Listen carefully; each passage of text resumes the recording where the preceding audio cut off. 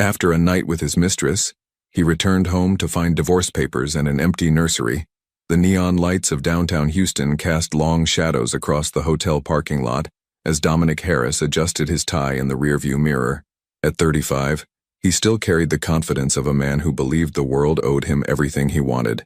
His wedding ring caught the light from the street lamp above, a golden reminder of the life waiting for him at home, and the lie he was about to live. "You're late," Elizabeth Moore purred as she opened the hotel room door. At 27, she possessed the kind of dangerous beauty that made smart men do stupid things. Her red dress hugged every curve, and her smile held secrets that could destroy marriages. "Traffic," Dominic lied smoothly, stepping into the room that smelled of expensive perfume and poor decisions. Elizabeth closed the door behind him, her fingers trailing along his arm. "I ordered champagne. We're celebrating tonight." "Celebrating what?" "Our future," she said, popping the cork with practiced ease. The sound echoed through the room like a gunshot. "I'm tired of being your dirty little secret, Dom. It's time to make this official." Dominic accepted the glass, his stomach tightening. "Beth, we've talked about this. Cynthia is 8 months pregnant. I can't just—" "Can't what? Leave a woman who doesn't appreciate you?" Elizabeth moved closer, her voice dropping to a whisper. "When's the last time she looked at you the way I do? When's the last time she made you feel alive?" The truth was, Dominic couldn't remember. Cynthia had been different lately, distant, watchful, as if she was seeing something in him that he didn't want her to see. But that was pregnancy, wasn't it? Women got emotional, suspicious, difficult. "She's carrying my child," he said weakly. "And I could be carrying your next one," Elizabeth replied, raising her glass. "To new beginnings." They clinked glasses, the sound sharp and final. Meanwhile, 23 miles away in their 2-story colonial home, Cynthia Harris stood in the nursery she had spent weeks perfecting. The crib was assembled, painted a soft cream color that would work for any baby. Tiny clothes hung in the closet, organized by size. The name Oliver was painted in gentle blue letters above the changing table. At 31, Cynthia had learned to read the silences in her marriage. She knew the difference between Dominic's working late voice and his lying to your face voice. Tonight she had heard the latter. Her phone rang. Without looking at the caller ID, she knew it was him. "Hey, baby." Dominic's voice crackled through the speaker, accompanied by the sound of distant music and female laughter. "I'm going to be really late tonight. The client dinner is running long." "Which client?" Cynthia asked, her hand resting on her swollen belly. The Morrison account. You know how these things go." In the background, she heard Elizabeth's distinct laugh, bright, sharp, unmistakable. Cynthia had met her exactly once, at the company Christmas party 6 months ago. Elizabeth had shaken her hand while looking at Dominic like a cat eyeing a canary. "I made dinner," Cynthia said quietly. "Beef bourguignon. Your favorite. I know, and I'm sorry. Save me a plate, okay? I'll heat it up when I get home." Another burst of female laughter, closer this time. "Dom? Yeah? I love you." The silence stretched too long. "Love you too, babe. Gotta go." The line went dead. Cynthia stood there, phone in hand, feeling something inside her chest break open like an eggshell. But instead of crumbling, she felt something else emerge, something cold and clear and absolutely certain. She walked to her laptop and opened her email, scrolling to a message she had saved 3 weeks ago. Attorney Rebecca Martinez, specialist in family law. Cynthia had contacted her after finding hotel receipts in Dominic's car, receipts from nights when he claimed to be working late. "Mrs. Harris," Rebecca had said during their confidential consultation, "I know this is difficult, but you need to be prepared. Document everything, secure your finances, protect yourself and your baby." Now, as Cynthia listened to the silence of her empty house, those words felt like prophecy. She picked up her phone and dialed Rebecca's emergency line. "Rebecca? It's Cynthia Harris. I think it's time." Back at the hotel, Dominic's phone buzzed with a text message. He glanced at it while Elizabeth freshened her lipstick in the bathroom mirror. "Dinner's getting cold. Missing you. See." "Work?" Elizabeth asked, noticing his expression in the mirror. "Just Cynthia. She's clingy lately." Elizabeth turned around, her eyes flashing. "She's your past, Dom. I'm your future. The sooner you accept that, the better." Dominic nodded, but something twisted in his gut. He thought about Cynthia at home, probably rubbing her back and wondering where he was. He thought about the nursery they had painted together, the names they had chosen, the life they had built. Then Elizabeth kissed him, and he stopped thinking altogether. Neither of them noticed the small recording device Elizabeth had hidden in her purse. Insurance for the day she would need to remind Dominic exactly how much he had promised her. Some investments required documentation. Miles away, Cynthia sat at her kitchen table with a legal pad, writing down account numbers, passwords, and the locations of important documents. The dinner she had made sat untouched on the counter, growing cold in the silence. She paused, her pen hovering over the paper, and looked around the home she had loved for 3 years. The throw pillows she had picked out, the family photos on the mantel, the small dent in the hallway wall where Dominic had bumped a piece of furniture during their move-in day. Tomorrow she would remember this moment as the last time she felt like this house was home. Tonight it was simply the place where her old life was ending and something new, something entirely her own, was about to begin. The baby kicked, as if sensing the change coming. Cynthia placed her hand over the movement and whispered, "It's going to be okay, Oliver. Mommy's going to make sure we're okay." Outside, the Houston skyline glittered with 1,000 lights, each one representing a life in progress, a story unfolding, a choice being made. Some choices built futures, others destroyed them, and some, like the one Cynthia was making as she picked up her pen and continued writing, did both. The morning sun filtered through the bedroom curtains as Cynthia Harris woke to an empty bed. The sheets on Dominic's side were cold. He had never come home. Her phone showed no missed calls, no apologetic texts, just silence. She sat on the edge of the bed, her hands instinctively moving to her belly where Oliver was already stirring. 8 months and 2 weeks. Soon she would be bringing a child into this broken world, and that thought crystallized her resolve like nothing else could. Moving with purpose she hadn't felt in months, Cynthia showered and dressed in her navy blue maternity dress, the one that made her feel professional and capable. Today she would need both qualities in abundance. By 9 a.m. she was sitting across from Rebecca Martinez in a downtown law office that smelled of leather and fresh coffee. Rebecca, a sharp-eyed woman in her 40s, spread documents across her mahogany desk with the precision of a surgeon. "I've drafted the papers we discussed," Rebecca said, her voice gentle but firm. "Joint accounts will be frozen as of today. The house is in both names, but we can file for temporary exclusive use given your condition and his abandonment." "Abandonment," Cynthia repeated, testing the word. It felt accurate. "Texas is a no-fault divorce state, but his behavior supports our case for a favorable settlement. How are you feeling about this?" Cynthia looked out the window at the bustling street below, watching people hurry to their normal lives, their intact marriages, their predictable days. "I feel like I'm finally waking up." Meanwhile, across town, Dominic was experiencing his own awakening, a harsh one. He sat in his BMW outside his office building, staring at his phone. 7 missed calls from the bank. His credit card had been declined at the hotel restaurant when he tried to pay for breakfast. "What the hell?" he muttered, dialing his bank. "Mr. Harris?" "Yes, sir. There's been a freeze placed on all joint accounts this morning. You'll need to speak with your attorney." "My attorney? I don't have—" The line went dead. Dominic felt a chill that had nothing to do with the air conditioning. Inside the building, Elizabeth was waiting in his office, perched on his desk like she owned it. She had changed from last night's red dress into a sleek black suit that made her look predatory. "There's my successful man," she purred as he walked in. "Ready to tell the world about us? Beth, we need to talk." Dominic loosened his tie, suddenly feeling suffocated. "Something's happening. Cynthia's frozen our accounts." Elizabeth's smile faltered for exactly 1 second before transforming into something sharper. "Good. That means she knows. Now you can finally be honest about what you want. You don't understand. She's 8 months pregnant. I can't just—" "Can't what?" Elizabeth slid off the desk and moved closer. "Can't choose happiness? Can't choose me? Last night you said you loved me. Had he said that?" The night felt fuzzy around the edges, blurred by champagne and guilt. "I need time to figure this out." "Time?" Elizabeth's laugh was like breaking glass. "Dom, I've been patient for 6 months. I've been your secret, your side piece, your dirty little lie. But I won't be your maybe." She pulled her phone from her purse, swiping to a recording app.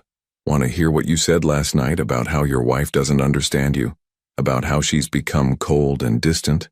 Dominic stared at the phone, a sick feeling growing in his stomach. "You recorded us?" "I record everything, baby. In my line of work, you learn to protect yourself." Elizabeth worked in marketing for a competing firm. a detail that suddenly seemed much more significant. Now, are you going to man up and make a choice, or do I need to make it for you? Back at the law office, Cynthia was signing her name to documents that felt like freedom papers. Each signature was deliberate, final, irreversible. There's one more thing, Rebecca said, sliding a folder across the desk. I had my investigator do some research on Elizabeth Moore. Cynthia's hand stilled on the pen. What kind of research? She's done this before. 2 other married men in the past 3 years. Both ended in messy divorces. Both men lost significant assets. Rebecca opened the folder, revealing photographs and bank records. She's not just an opportunist, Cynthia. She's a professional. The revelation hit Cynthia like a physical blow. Not only had Dominic betrayed her, but he had been played by someone who made a living destroying marriages. The irony would have been funny if it weren't so devastating. What happened to the other wives? Cynthia asked. One moved across the country with her children, started over. The other, well, she didn't handle it as well as you're handling it. Cynthia closed the folder. She had seen enough. I want to be gone before he realizes what's happening. Where will you go? Denver, my sister lives there. She's been asking me to visit for months. Cynthia stood, her decision crystallizing.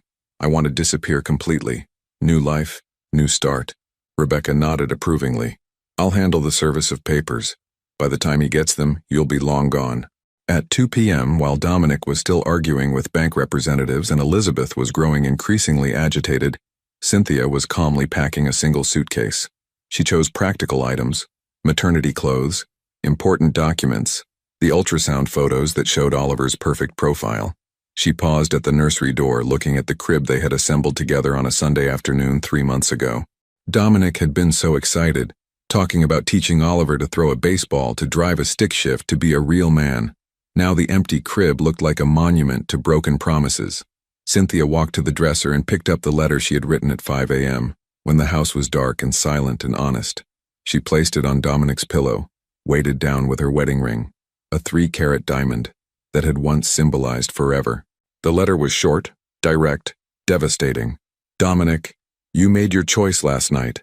Elizabeth's laughter in the background told me everything I needed to know. I won't compete for my own husband. I won't raise our son in a house built on lies. The divorce papers will be served tomorrow. Don't try to find me. You wanted freedom. Now you have it. Cynthia. By 4 p.m., Cynthia was at Hobby Airport, boarding a Southwest flight to Denver. She carried only a small carry-on and the baby growing inside her. As the plane lifted off, she watched Houston shrink below her, feeling something she hadn't experienced in months. Relief. Back at his office, Dominic finally managed to speak with a bank supervisor who confirmed his worst fears. Sir, your wife has legally separated all joint assets. She's entitled to do so. You'll need to establish individual accounts going forward. Elizabeth, who had been listening to his increasingly desperate phone calls, finally spoke. This is perfect. Now there's nothing holding you back from being with me. Dominic looked at her, really looked at her, and for the first time he saw something predatory in her smile. Beth, my wife just left me. She's pregnant with my child. This isn't perfect. This is a disaster. Your wife left you because she wasn't right for you. I am. Elizabeth moved closer, but something in Dominic's expression made her stop. Don't you dare blame me for this. You're the one who came to me. You're the one who said you wanted out. I never said I wanted out. I said I was unhappy. That's different. Elizabeth's mask slipped completely. Are you seriously going to crawl back to her now? After everything? She's having my baby. So have one with me. Elizabeth's voice rose, loud enough that other office workers glanced toward Dominic's glass-walled office. I can give you everything she can't. Dominic suddenly realized that everyone could see them arguing. His colleagues, his boss, the secretary who had worked there for 20 years and knew everyone's business. By tomorrow, the entire office would know about his affair. Lower your voice, he hissed. Don't you dare tell me to lower my voice. I'm not your dirty secret anymore, Dom. I'm your future. And if you can't see that, Elizabeth smiled, but it was sharp and cold. Well, maybe your wife wasn't the only one who needed a wake-up call. As she walked out of his office, Dominic noticed she was still holding her phone. The recording app was still running. That evening, Cynthia called her sister from her hotel room near the Denver airport. Synth? Oh my God, what's wrong? You sound... I left him, Melody. I'm in Denver. Can you pick me up? Of course. Where are you? What happened? Cynthia looked out her hotel window at the Rocky Mountains, purple in the distance. I stopped pretending that love was enough to fix what was broken. An hour later, as she hugged her sister in the hotel lobby, Cynthia felt Oliver kick strongly, as if he approved of their new direction. She had lost a husband and a home in a single day, but somehow she felt like she had finally found herself. Dominic's hand shook as he turned his key in the front door at 11:30 p.m. The house that had always welcomed him home now felt different. Too quiet, too still, like a museum after closing hours. "Cynthia?" His voice echoed through the hallway. No answer. The living room looked exactly as it always did. Her reading glasses were still folded on the coffee table next to a pregnancy book she'd been studying. The throw pillows were arranged the way she liked them. Everything was perfect and normal and completely wrong. He climbed the stairs, each step heavier than the last. "Babe, I know you're upset, but we need to talk." Their bedroom door was open. The lamp on her nightstand cast a warm glow across the bed, where a white envelope sat propped against her pillow like an accusation. His wedding ring lay beside it, the diamond catching the light in a way that made his chest tight. Dominic picked up the letter with trembling fingers. His name was written across the front in Cynthia's careful handwriting, the same handwriting that had filled their greeting cards, grocery lists, love notes tucked into his briefcase during their first year of marriage. He read it once, then again. The words seemed to rearrange themselves each time, but the message remained devastatingly clear. "Don't try to find me. No," he whispered to the empty room. "No, no, no." He ran to her closet. Empty hangers swayed gently, like wind chimes in a ghost town. Her side of the bathroom medicine cabinet gaped open, revealing nothing but dust outlines where her bottles and tubes used to sit. The nursery. Dominic stumbled down the hall to the room they had painted together, where they had argued good-naturedly about whether to hang the mobile over the crib or in the corner. The crib stood empty, the mattress bare, except for a single piece of paper. Divorce papers. Signed, filed, legal. He sank into the rocking chair they had bought for those late-night feedings that would never come, and called her phone. It went straight to voicemail, not the generic message, but her voice, warm and familiar. "Hi, you've reached Cynthia. I can't answer right now, but leave a message and I'll get back to you as soon as I can. Cynthia, please," he said to her voicemail. "I know you're angry. I know I messed up, but we can fix this. We can go to counseling. We can work it out.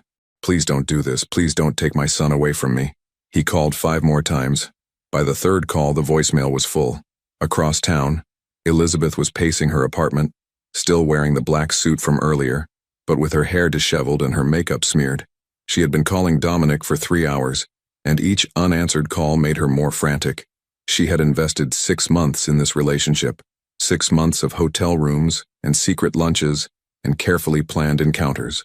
She had turned down other opportunities, a banker from Dallas, a real estate developer who'd been pursuing her relentlessly, because Dominic Harris was supposed to be her big score.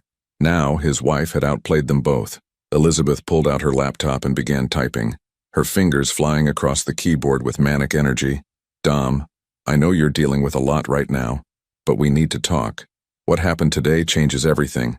I'm not going away. We're in this together now, whether you like it or not. I have recordings, remember? Of everything, don't make me use them. E." She hit send, then immediately regretted the threatening tone. She needed to be smarter than this, more strategic.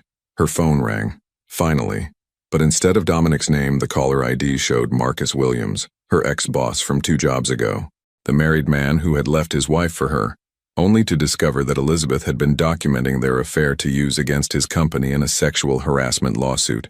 "Elizabeth." His voice was cold, formal. "Marcus, why are you calling me so late? I thought you should know. Word is getting around about you and Dominic Harris. About your pattern." Elizabeth's blood went cold. "What word?" "The wives talk to each other, Elizabeth. Cynthia Harris contacted my ex-wife, and Patricia's been in touch with other women. They're comparing notes. Patricia, wife number 2 in Elizabeth's campaign of matrimonial destruction. A soft-spoken teacher who had spiraled into depression after discovering her husband's affair, losing 30 pounds and requiring medication to sleep. "You can't prove anything," Elizabeth said, but her voice sounded weak even to herself. "I can't. But they can. Hotel receipts, restaurant bills, phone records. They've been busy." Marcus paused. You picked the wrong wife this time, Elizabeth. Cynthia Harris isn't falling apart like Patricia did. She's fighting back. The line went dead. Elizabeth stared at her phone, feeling something she rarely experienced: fear. Back at the house, Dominic was opening and closing kitchen cabinets like a man looking for proof that his life wasn't really over. The refrigerator still hummed. The coffee maker was still programmed for 6 a.m. Her favorite mug, the one that said "baby loading" with a progress bar, sat in the dishwasher waiting to be run.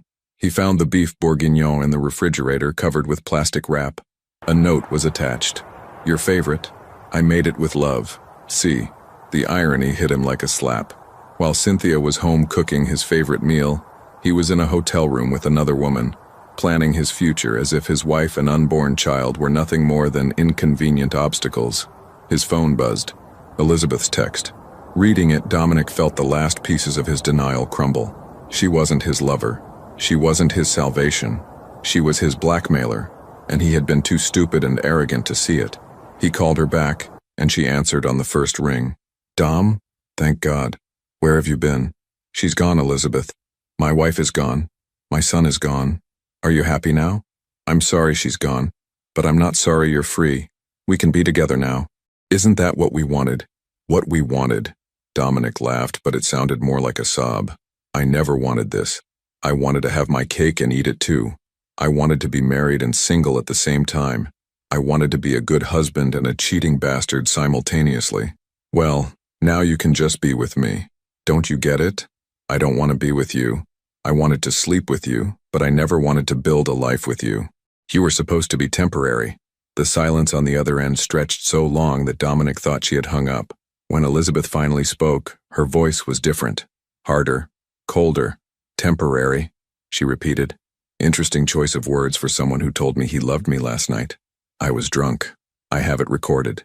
Your voice very clear, very sober, telling me that you loved me, and that your wife didn't understand you the way I did." "Elizabeth, you want to know what's temporary, Dom?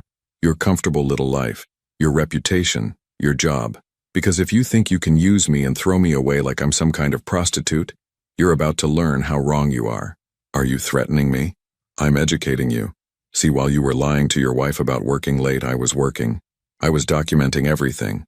Every lie you told her, every promise you made me, every detail about your company's clients that you shared during our pillow talk." Dominic's mouth went dry. Had he talked about work with her? He must have. Men always talk too much after sex, especially when they were trying to impress a younger woman. "You wouldn't," he said, but even as he said it, he knew she would. "Your wife left you because she has dignity. I'm not leaving you because I don't. Which one of us do you think is more dangerous?" Elizabeth hung up, leaving Dominic alone in his kitchen, surrounded by the remnants of the life he had destroyed. He looked at the beef bourguignon again, at Cynthia's loving note, and finally understood what he had lost. Not just a wife, not just a child, but a woman who had loved him enough to cook his favorite meal while he was betraying her with someone who had been planning his destruction from the very beginning. Outside, it started to rain, one of those sudden Houston storms that came from nowhere and changed everything in minutes. The sound of water against the windows was the only sound in the empty house, washing away the last pretense that anything would ever be the same again. In Denver, Cynthia was sitting in her sister's guest room, feeling Oliver move restlessly inside her as she listened to the same storm system that was soaking Houston. She had turned off her phone after the 6th voicemail from Dominic, not ready to hear his voice break as he realized what he had lost. Tomorrow, she would start looking for an apartment. Next week, she would find a job. In a month, she would give birth to a son who would grow up knowing that his mother had chosen dignity over desperation, strength over submission. Tonight, she was simply grateful for the silence. 3 days after Cynthia's disappearance, Dominic sat in his office staring at a cup of coffee that had gone cold hours ago. His secretary, Mrs. Patterson, a grandmother who had worked at the firm longer than anyone could remember, knocked softly on his door. "Mr. Harris, your 10 o'clock is here." "Cancel it," he said without looking up. "Sir, it's Mr. Blackwell, the senior partner." Dominic's stomach dropped. Richard Blackwell didn't make courtesy visits.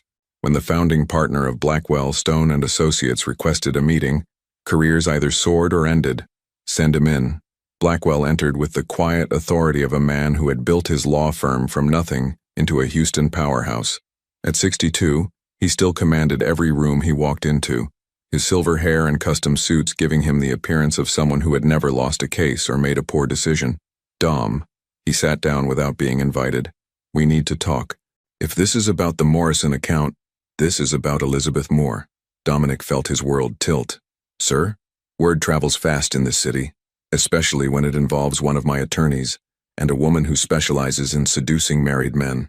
Blackwell's voice was calm, conversational, which somehow made it more terrifying. Did you know she used to work for our competitors at Morrison and Associates? The Morrison account. The client dinner. Dominic realized with sick clarity that there had never been a Morrison account. Elizabeth had used the name of a competing firm to provide him with a cover story. Richard, I can explain.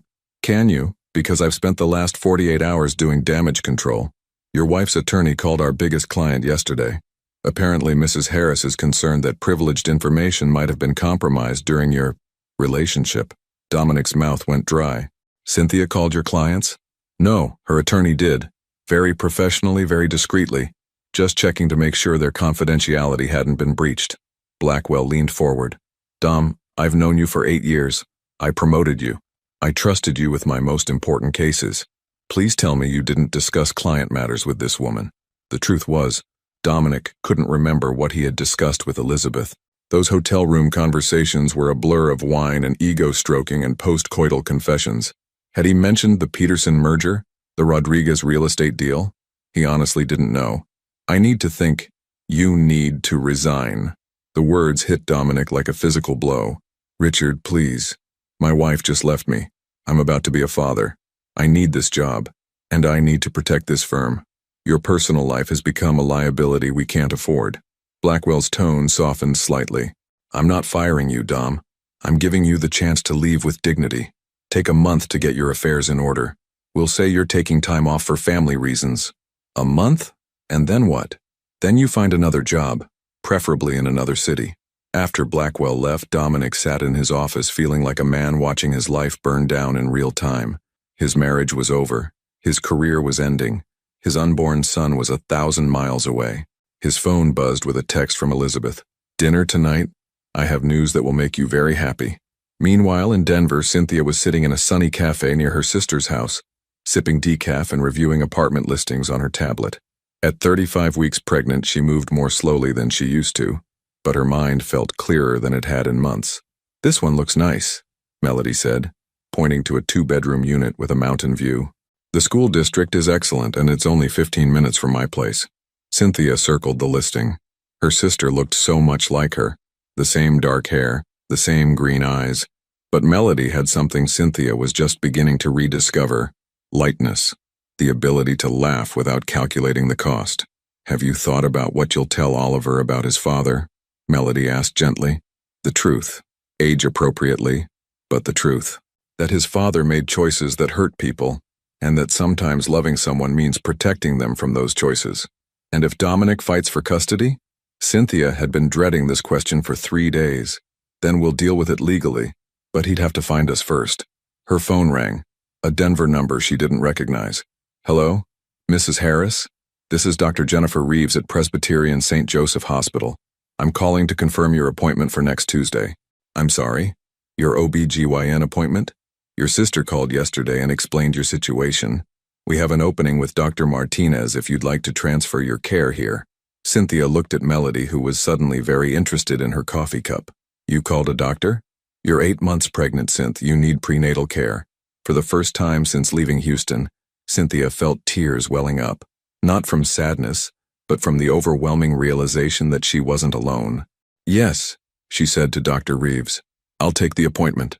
Back in Houston, Dominic met Elizabeth at an upscale restaurant in the Galleria district, the kind of place where privacy came with the price of the meal. She looked radiant in a red dress that made every man in the restaurant notice her arrival. You look terrible, she said, sliding into the booth across from him. Thanks. That's exactly what I needed to hear today. Elizabeth reached across the table and took his hand. Poor baby. Bad day at the office? I'm being forced to resign. Her hand stilled on his. What? Apparently sleeping with you was a career-limiting move. Who knew? Dom, I'm sorry. I never meant for your work to be affected. Didn't you? He studied her face, looking for signs of the calculating woman who had threatened him over the phone. Today she seemed genuinely sympathetic. Because I'm starting to think nothing about our relationship was accidental. Elizabeth's eyes flashed just for a moment, before her expression returned to concerned innocence. What's that supposed to mean? It means I know you used to work for Morrison and Associates. I know there never was a Morrison client dinner. I know you've done this before with other married men. Done what? Fallen in love? Destroyed families for sport? Elizabeth pulled her hand back as if he had slapped her. Is that really what you think of me? I don't know what to think anymore. My wife is gone, my job is over, my life is in ruins, and you're sitting there in a new dress looking like you're about to celebrate something. Maybe because I am. Elizabeth's mask slipped completely, revealing the predator underneath. Your wife did us a favor, Dom. She removed the last obstacle between us. There is no us. There never was an us. There was just me being stupid and you being opportunistic. Opportunistic? Elizabeth laughed, but it was sharp and humorless. I prefer strategic. Do you want to hear my news or not? Dominic's stomach clenched. What news? I'm pregnant. The restaurant seemed to go silent around them. Dominic stared at Elizabeth, certain he had misheard her. What? 3 months. I just confirmed it this morning. She smiled, but it was triumphant rather than joyful. Congratulations, Daddy. You're going to have 2 children after all. That's impossible. We always used protection. Protection fails sometimes, especially when someone wants it to fail. The implication hit Dominic like a freight train. You planned this. I planned for this. There's a difference. Jesus Christ, Elizabeth. Do you hear yourself? You intentionally got pregnant to trap me? I intentionally got pregnant to give us a future together. Your wife left you, Dom. Your old life is over. This is your chance to start fresh, with someone who actually wants to be with you. Dominic stood up so abruptly that other diners looked over. I need to go. Sit down, we're not finished. Yes, we are. We're finished. Whatever this was, whatever you think this is, it's over. Elizabeth's voice dropped to a whisper, but it carried the weight of a threat. Sit down. Something in her tone made him comply, but his hands were shaking with rage and fear. Good boy, she said sweetly. Now listen carefully. I'm carrying your child. That makes me family, and family sticks together, especially when they have so much to lose. What do you want? I want you to stop pretending that your wife was some kind of saint and I'm some kind of villain. She abandoned you when you needed understanding. I stayed when things got complicated. That should tell you something about who really loves you. Dominic looked around the restaurant, at all the normal people having normal conversations about normal problems. A year ago, he had been one of them. Now he was trapped in a nightmare of his own making, sitting across from a woman who had orchestrated his destruction and was calling it love. I need time to think, he said. Of course you do, but don't think too long. Elizabeth stood, smoothing down her dress. I'll call you tomorrow. We have a lot to plan. She left him sitting alone with the check and the slowly dawning realization that his problems had just gotten infinitely worse. In Denver, Cynthia was unpacking her few belongings in her new apartment, a bright, airy place with a view of the mountains and a nursery that caught the morning sun. Oliver was due in 3 weeks, and for the first time in months, she felt ready to meet him. She had no idea that her ex-husband was about to become a father twice over, or that the woman who had destroyed her marriage was planning to make that destruction permanent. All she knew was that tomorrow, she would start her new job as a receptionist at a pediatric clinic, and that Oliver would grow up in a place where love was honest, and futures were built on truth rather than lies. Some endings were actually beginnings in disguise. The labor pains started at 3 a.m. on a Tuesday morning in late October. Cynthia woke in her Denver apartment to the familiar tightening sensation she had read about but never experienced. Outside her bedroom window, the first snow of the season was beginning to fall, dusting the mountains with white. Melody, she called softly to her sister, who had been sleeping on the couch for the past week, unwilling to leave Cynthia alone as her due date approached. Is it time? Melody was instantly alert, grabbing the hospital bag they had packed and repacked 3 times. I think so. Cynthia breathed through another contraction, counting the seconds the way Dr. Martinez had taught her. They're 7 minutes apart. As they drove through the quiet Denver streets, Cynthia felt a sense of completion she hadn't expected. For 8 months, she had carried Oliver while her world fell apart and rebuilt itself. Now, finally, she would meet the little person who had been her constant companion through the worst and best days of her life. Are you scared? Melody asked as they pulled into the hospital parking lot. Not anymore, Cynthia said. and realized she meant it. Meanwhile, 1,100 miles away in Houston, Dominic was experiencing his own kind of labor pains, the agony of watching his life contract around him with no relief in sight. He sat in the empty house that used to be his home, surrounded by legal documents that painted a clear picture of his financial ruin. Without his job at Blackwell, Stone and Associates, he couldn't afford the mortgage payments. The divorce settlement would claim half of everything anyway. And now, with Elizabeth's pregnancy, there would be child support for 2 children, one he desperately wanted to know, and one he wished had never been conceived. His phone rang. Elizabeth, of course. She had been calling every day for 2 weeks, alternating between sweet manipulation and veiled threats. "Good morning, baby daddy," she purred when he answered. "What do you want, Elizabeth?" "I want to know if you've thought about what we discussed, about moving in together, about being a real family." Dominic rubbed his temples. "I told you I need more time." "Time for what? To figure out how to crawl back to a wife who doesn't want you? Face it, Dom. I'm your future now. You're my mistake. There's a difference." Elizabeth's voice hardened. "Your mistake is carrying your baby. Your mistake is the mother of your child. Your mistake has recordings of every promise you made, every lie you told your wife, and every confidential detail you shared about your clients. Are you threatening me again? I'm reminding you that we're in this together, whether you like it or not." As Elizabeth hung up, Dominic felt the walls of his world closing in. He had become a prisoner of his own poor choices, and his jailer was a woman who smiled while she destroyed him. At Presbyterian St. Joseph Hospital in Denver, Cynthia was in active labor, surrounded by people who cared about her well-being rather than her utility. Dr. Martinez, a kind woman about Cynthia's age, coached her through each contraction with patience and encouragement. "You're doing beautifully," Dr. Martinez said. "I can see his head. A few more pushes and you'll meet your son." Melody held Cynthia's hand, tears streaming down her face. "He's almost here, Synth. Oliver's almost here." With a final, tremendous effort, Cynthia brought her son into the world. Oliver James Harris arrived at 2:47 p.m., weighing 6 pounds, 11 ounces, with a full head of dark hair and lungs that announced his displeasure with the cold, bright world he had just entered.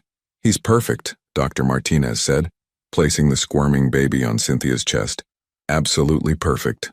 Cynthia looked down at her son, not theirs, because Dominic had forfeited his right to claim this moment, and felt a love so fierce and protective that it took her breath away. Oliver opened his eyes and seemed to look directly at her, as if he had been waiting 9 months to finally meet the woman whose heartbeat had been his lullaby. "Hello, baby," she whispered. "I'm your mama. I'm going to take such good care of you." As she held Oliver for the first time, Cynthia felt the last pieces of her old life fall away. She wasn't Dominic Harris's abandoned wife anymore. She wasn't a victim of betrayal or a woman starting over. She was Oliver's mother, and that identity filled all the empty spaces in her heart that Dominic's lies had carved out. Back in Houston, Dominic was meeting with a bankruptcy attorney named Gerald Phillips, a tired-looking man who specialized in helping people navigate financial disasters. "How bad is it?" Dominic asked, sliding a folder of documents across the desk. Phillips reviewed the papers with the clinical detachment of someone who had seen it all before. "Pretty bad. Between the divorce settlement, potential child support, and your loss of income, you're looking at liquidating most of your assets. The house will have to be sold. After the mortgage and legal fees, you might walk away with enough for a security deposit on an apartment." Dominic felt physically sick. "And my 401k? Half goes to your ex-wife as part of the settlement. The other half, well, early withdrawal penalties will eat up most of it." "Jesus." "Mr. Harris, can I ask you something?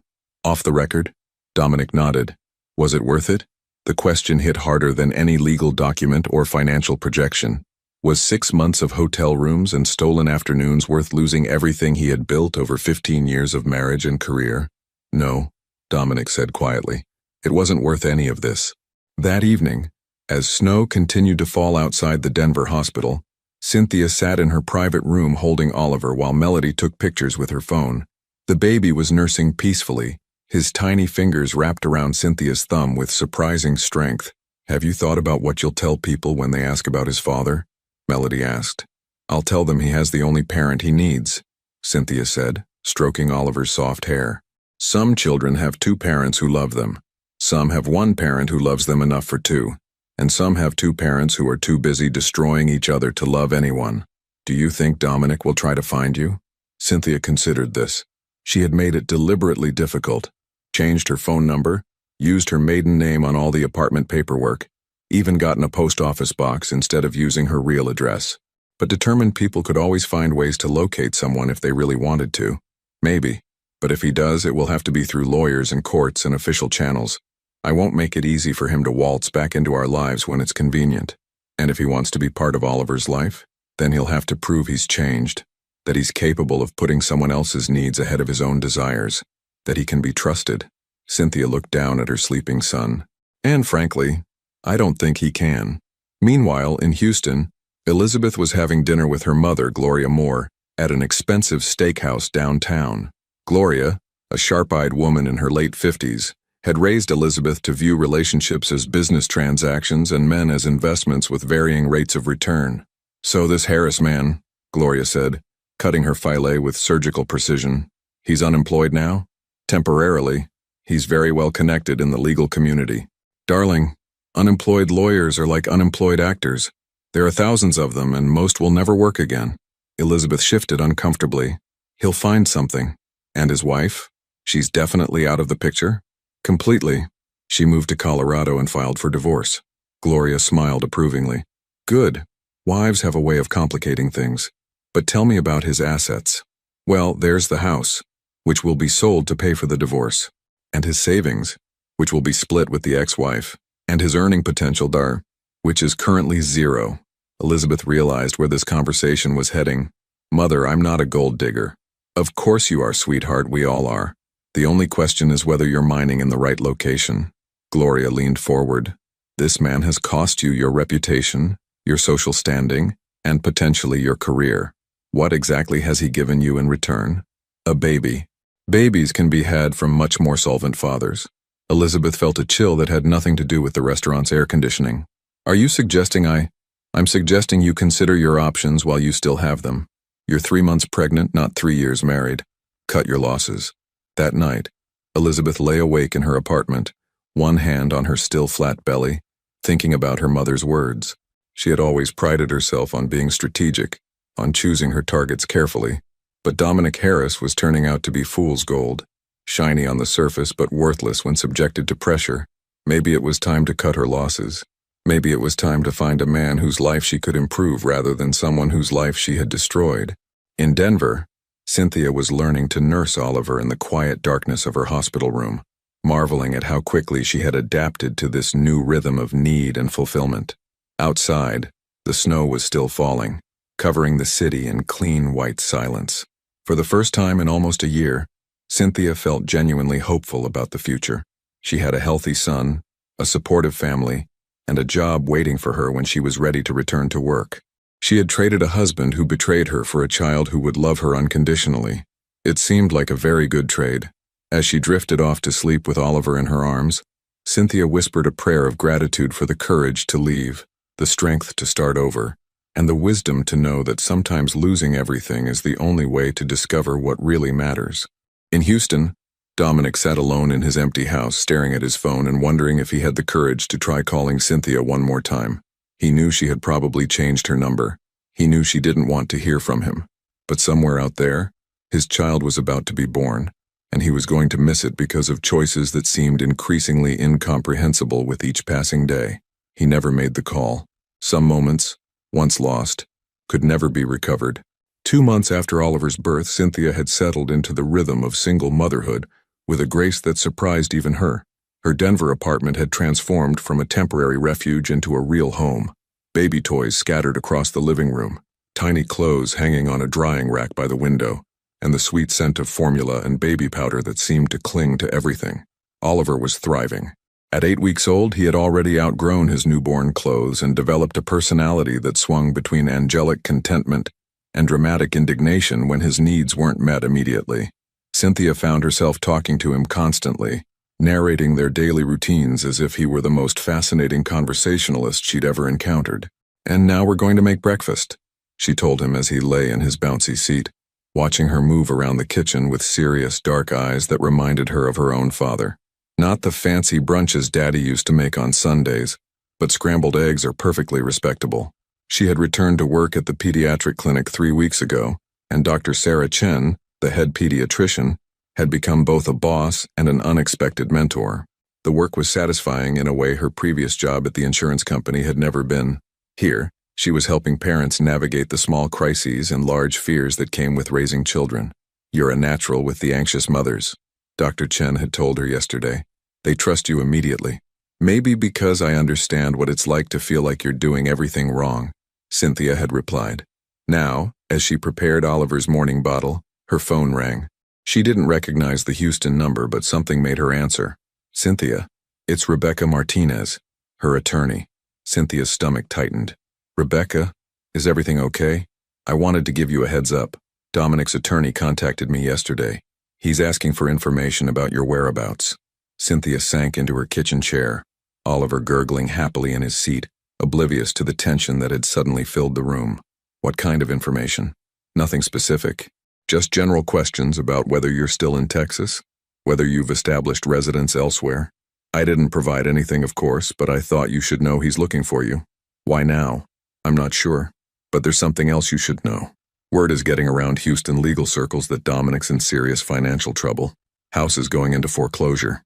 He's been interviewing for positions at smaller firms, the kind that handle car accidents and workers' comp claims." Cynthia felt a complicated mix of satisfaction and sadness. She had never wanted Dominic to suffer exactly. She had just wanted him to understand what he had thrown away. "Is there anything I need to do legally?" "Not unless he files for custody or visitation rights. But Cynthia, if he does find you, don't make any agreements without talking to me first. Men who have lost everything can be unpredictable." After hanging up, Cynthia looked at Oliver, who was now making soft cooing sounds at the mobile hanging above his seat. "Your daddy's looking for us, little man. But don't worry. We're not hiding. We're just living our own life now." Meanwhile, in Houston, Dominic was sitting in his car outside Elizabeth's apartment building, working up the courage to go upstairs. He hadn't seen her in 3 weeks. Not since their last disastrous dinner where she had accused him of being emotionally unavailable, and he had accused her of being completely insane. But desperation had a way of making even insane people seem reasonable. With his house in foreclosure and his savings account approaching zero, Dominic had started to think that maybe Elizabeth was right. Maybe they should be together. Maybe two broken people could somehow make one functional life. He climbed the stairs to her third-floor apartment, rehearsing what he would say. He would apologize for being distant. He would acknowledge that she was carrying his child. He would suggest they find a place together, pool their resources, try to make it work. Elizabeth answered the door wearing yoga pants and an oversized sweater, her hair pulled back in a messy bun. Without makeup, she looked younger, more vulnerable. For a moment, Dominic remembered what had attracted him to her in the first place. Not just her beauty, but the way she had seemed to see potential in him that even he didn't recognize. "Dom, what are you doing here? We need to talk." "I'm kind of busy right now." "Beth, please, I've been thinking about what you said. About us being a family. About making this work." Elizabeth's expression shifted from surprise to something that looked almost like pity. "Oh, Dom, you're about 3 weeks too late." "What do you mean?" Instead of answering, she stepped aside to let him into the apartment. That's when Dominic saw him, a man about his own age, sitting on Elizabeth's couch in an expensive suit, reading the Wall Street Journal like he belonged there. "Dominic, this is Trevor Mansfield," Elizabeth said with the casual tone she might use to introduce her mailman. "Trevor, this is Dominic Harris." Trevor stood and extended his hand with the confident smile of someone who had never doubted his place in the world. "Nice to meet you, Dom. Elizabeth's told me a lot about you." Dominic shook the man's hand automatically, his brain struggling to process what he was seeing. "I'm sorry. I don't understand." "Trevor and I met at a charity function last month," Elizabeth said, settling onto the couch next to Trevor with an intimacy that made Dominic's chest tight. "He's in private equity, specializes in tech startups." "Congratulations," Dominic said, still not understanding why he was being introduced to Elizabeth's new friend. "Dom," Elizabeth's voice was gentle, almost kind. "I'm not pregnant anymore." The words hit him like a physical blow. "What?" "I terminated the pregnancy 3 weeks ago." Dominic stared at her, certain he had misheard. "You... what?" "I made a choice. About my future, about what kind of life I wanted to build, and that life doesn't include being tied to someone who's lost everything. You killed our baby. I ended a pregnancy that would have been a mistake for both of us." Elizabeth's voice remained calm, reasonable. You have nothing to offer a child, Dom. No job, no money, no prospects. I couldn't bring a baby into that kind of instability. Trevor cleared his throat. Maybe I should give you two some privacy. No, stay, Elizabeth said, placing her hand on his arm. Dom was just leaving. Dominic looked back and forth between them, finally understanding the full scope of his situation. Elizabeth hadn't just ended their relationship, she had erased it completely, as if the past 8 months had been nothing more than a temporary inconvenience. So that's it, he said. You're just moving on? I'm moving up, Elizabeth corrected. There's a difference. What about everything you said? About loving me? About us having a future together? Elizabeth exchanged a look with Trevor, who was watching this exchange with the detached interest of someone observing a mildly entertaining drama. Dom, I did care about you, in my way, but caring about someone doesn't mean accepting their limitations forever. Their limitations? You had a wife, a job, a life. I thought I could improve all of those things for you, but when your wife left and you lost your job, Elizabeth shrugged. Well, it turned out there wasn't much left to improve. The casual cruelty of her words left Dominic speechless. This was the woman he had thrown away his marriage for, the woman he had believed loved him enough to build a life together. Get out, he said quietly. Dom, get out of here. Now, before I say something I'll regret. Elizabeth stood, smoothing down her sweater. There's no need to be dramatic. We had some good times together, let's leave it at that. Good times? Dominic felt something break open inside his chest. Not his heart, which had already been thoroughly destroyed, but something deeper. His sense of reality, maybe. His understanding of human nature. You destroyed my marriage. You cost me my job. You threatened to blackmail me. And now you're telling me it was all just good times? I didn't force you to cheat on your wife, Elizabeth said, her voice finally showing some heat. I didn't make you share confidential information. You did those things because you wanted to, because you thought you deserved more than what you had. I deserved better than you. Trevor stood up, his friendly demeanor evaporating. I think it's time for you to leave, buddy. Dominic looked at this stranger, this well-dressed, successful man who represented everything Elizabeth really wanted, and felt the last of his illusions crumble. He had never been Elizabeth's lover. He had been her placeholder, keeping her entertained while she waited for someone better to come along. You're welcome to her, Dominic told Trevor, but watch your back, and maybe don't share any business secrets over pillow talk. He left them standing in the living room together, walking down the stairs and out into the Houston heat that felt suffocating after the air-conditioned apartment. In his car, he sat for a long time, not sure where to go or what to do next. Elizabeth was gone. The baby was gone. His marriage was gone. His job was gone. His house would be gone within a month. For the first time since this nightmare began, Dominic found himself thinking not about what he had lost, but about what he had thrown away. Cynthia, who had loved him despite his flaws, the child she was carrying who would have been born by now, the quiet happiness of a life built on something real, rather than the cheap excitement of something stolen. He pulled out his phone and dialed information. Denver, Colorado. I need a number for Cynthia Harris. I'm sorry, sir, but that number is unlisted. Of course it was. Cynthia wasn't stupid. She had protected herself and their child from exactly this moment. The moment when he would realize what he had lost and come crawling back. That evening, as Dominic sat in his empty house eating takeout Chinese food and trying to figure out how to rebuild a life from nothing, Cynthia was giving Oliver his evening bath in her cheerful Denver bathroom. The baby loved bath time, kicking his legs and smiling at the warm water. Your daddy probably knows about you by now, she told Oliver as she gently washed his hair, and someday he might try to find us. But you know what? By then you'll be so loved and secure that it won't matter what he wants. You'll know where you belong. Oliver gurgled and reached for a floating rubber duck, his chubby fingers grasping at the yellow toy with determined concentration. That's right, baby boy. Keep reaching for what makes you happy. That's the most important thing Mama can teach you. Outside, the Denver winter was crisp and clean, full of possibility. Inside, Cynthia's small apartment was warm with the kind of love that could only exist when it was freely given and gratefully received. Some stories ended with grand gestures and dramatic reconciliations. This one was ending with quiet contentment and the simple pleasure of a mother and child discovering each other, one small moment at a time.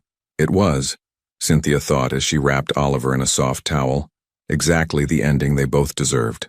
6 months had passed since Dominic's humiliating encounter at Elizabeth's apartment, and the ripple effects of their affair had spread through Houston's legal community like wildfire. What had started as whispered gossip had evolved into open discussions about ethics, professional conduct, and the dangers of mixing personal drama with business relationships. Dominic now worked at Hartwell & Associates, a small firm in a strip mall that specialized in personal injury cases and DUI defenses. It was honest work, but a far cry from the corporate law prestige he had once enjoyed. His office was a windowless room barely larger than a closet, and his clients were more likely to pay in installments than in full. "Harris, you've got to walk in," called Janet, the receptionist who doubled as paralegal, bookkeeper, and office manager. At 65, she had seen dozens of lawyers cycle through smaller firms, and she treated each one with the same maternal skepticism. The woman waiting in the small lobby looked nervous, clutching a worn purse and glancing around as if she might bolt at any moment. She was about 40, with tired eyes and the kind of careful posture that suggested life had taught her to expect disappointment. "Mrs. Coleman, I'm Dominic Harris. Thank you for seeing me without an appointment. I'm not sure this is the right thing to do, but I heard you might understand." They sat in his cramped office, and Mrs. Coleman explained that her husband had recently confessed to an affair. He said it was with someone named Elizabeth Moore, that she worked at some marketing firm. Dominic felt his chest tighten. "When was this?" "About 3 months ago. Right after she moved on from you." The timeline made sense. Elizabeth must have targeted Mrs. Coleman's husband immediately after securing Trevor Mansfield as her new primary option. It was both calculating and surprisingly reckless. "What happened to your marriage?" "We're trying to work it out. My husband, Paul, he's a good man. He said she made him feel like he was special, like he was the most interesting person she'd ever met." Mrs. Coleman's voice broke slightly, but then she just disappeared. Stopped answering his calls, changed her number. He was devastated. "I'm sorry. I'm not sure how I can help. I want to know if she did this to other people. Paul thinks he was special, that what they had was real. But I think she does this regularly." Dominic leaned back in his chair, considering how much to reveal. "There have been others, yes. But Mrs. Coleman, what exactly are you hoping to accomplish?" "I want my husband to understand that he wasn't chosen because he was special. He was chosen because he was available." Meanwhile, across town in River Oaks, Elizabeth was having brunch with Trevor Mansfield at the exclusive country club where he maintained a membership. The dining room overlooked perfectly manicured golf courses, and the other patrons were the kind of people who appeared in the society pages of Houston magazines.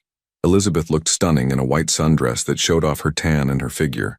At 28, she had perfected the art of appearing both innocent and sophisticated, depending on what the situation required.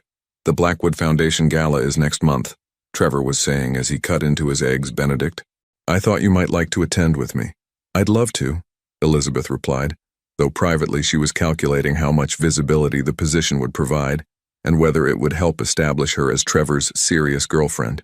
"There's just one small thing," Trevor continued, his tone shifting slightly. "I ran into Marcus Williams at the club yesterday. Apparently you two know each other."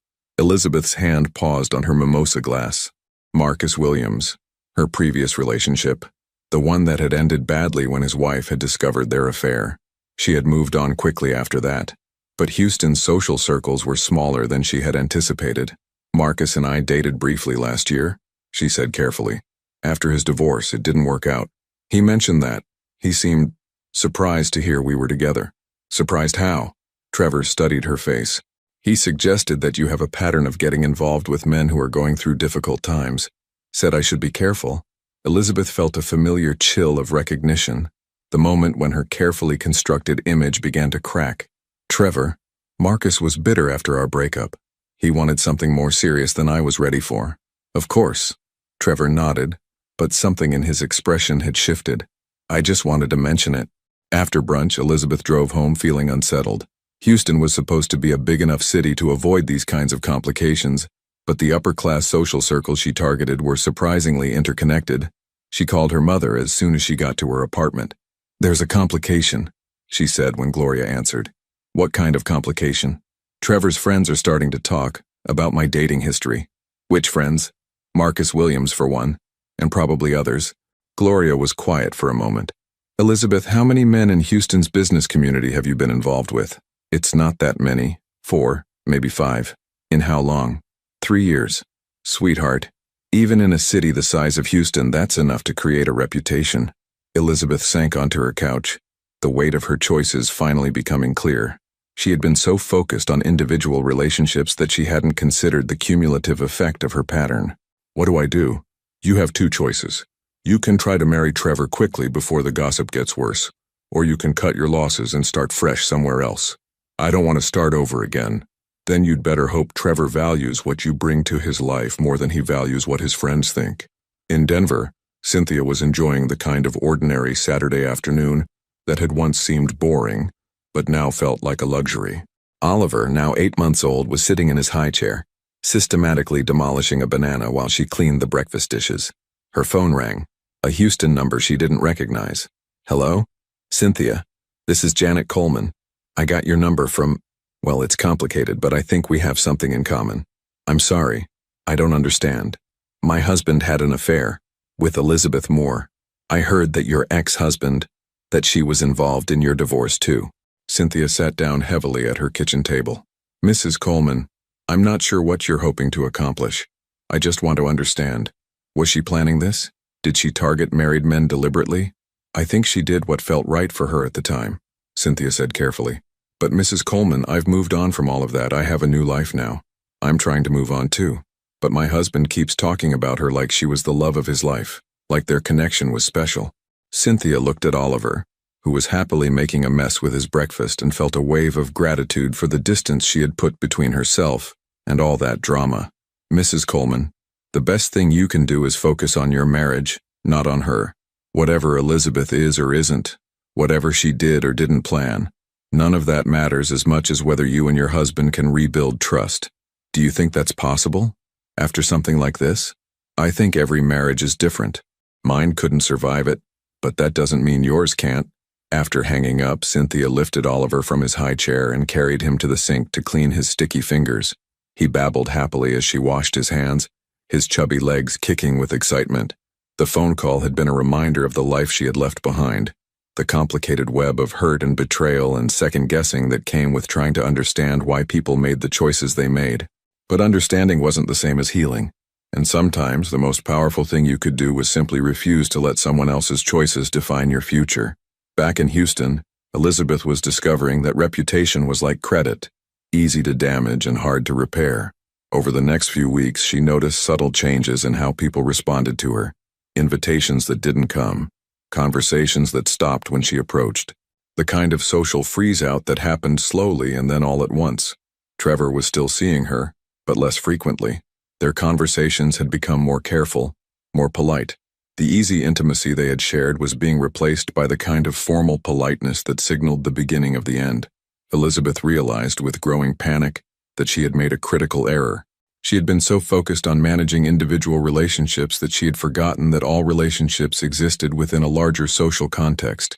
Houston's business and social elite were a community, and communities had long memories for the people who disrupted them. For the first time in her adult life, Elizabeth was facing the real possibility that her actions might have permanent consequences. Some mistakes could be charmed away with the right smile and the right story, but some mistakes became part of who you were, following you regardless of how far you tried to run from them. Elizabeth was about to learn which kind of mistake she had made. Fall had arrived in Houston with its promise of cooler weather and fresh starts, but for Elizabeth Moore, the season brought only the growing realization that her carefully constructed social life was crumbling around her. She sat in her apartment on a Friday evening, scrolling through Instagram stories of parties and events she hadn't been invited to. The Houston social circuit that had once welcomed her was now moving forward without her, and each passing week made her absence more noticeable and more permanent. Her phone had been unusually quiet for the past month. Trevor's calls had become infrequent, then polite, then non-existent. The last time they had spoken, he had used the dreaded phrase, "I think we need some space," the kind of diplomatic rejection that men learned in business school. Elizabeth poured herself a glass of wine and tried to remember the exact moment when everything had started to unravel. Was it the conversation with Trevor about Marcus Williams? The awkward encounter at the charity luncheon where two women had literally turned their backs to her mid-conversation? Or had it been building for months without her noticing? Her reflection was interrupted by a knock at the door. Through the peephole, she saw a young woman she didn't recognize, mid-20s, professionally dressed, holding what appeared to be legal documents. "Elizabeth Moore?" the woman asked when Elizabeth opened the door. "Yes. My name is Sarah Chen. I'm a reporter with Houston Monthly magazine. I'm working on an article about relationship patterns in Houston's business community, and I was hoping to ask you a few questions." Elizabeth felt her stomach drop. "I'm sorry. I don't think I'm the right person to speak with. Actually, I think you might be exactly the right person. I've been speaking with several people about the interconnected nature of Houston's social circles, and your name has come up repeatedly." "In what context?" Sarah consulted her notepad. "In the context of relationships with Marcus Williams, Paul Coleman, Dominic Harris, and Trevor Mansfield, all within the past 2 years." Elizabeth gripped the doorframe. "I don't see how my personal relationships are relevant to a magazine article. When personal relationships intersect with business relationships, they become matters of public interest, especially when there's a pattern that affects multiple families and professional reputations. Are you threatening me?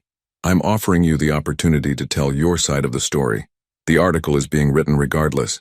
The question is whether you want to participate or let others define the narrative." Elizabeth closed the door without another word, but she knew the damage was already done. If Houston Monthly was writing about her, it meant the whispers had reached a level where they were considered newsworthy. She called her mother immediately. "They're writing an article about me," Elizabeth said as soon as Gloria answered. "Who's writing an article?" "Houston Monthly. About my dating history. About the pattern." The silence on the other end was longer than Elizabeth had expected. "Mother? I told you Houston was getting too small for your activities. It's 4 men in 2 years. It's not like I was sleeping my way through the entire city. 4 men in the same social circle, Elizabeth. That's the equivalent of sleeping your way through a small town. What do? You pack, tonight, and you find a new city. I can't just leave. I have a lease, a job. Jobs can be replaced. Leases can be broken. Reputations once destroyed are much harder to repair." After hanging up, Elizabeth walked through her apartment looking at the life she had built over the past 3 years.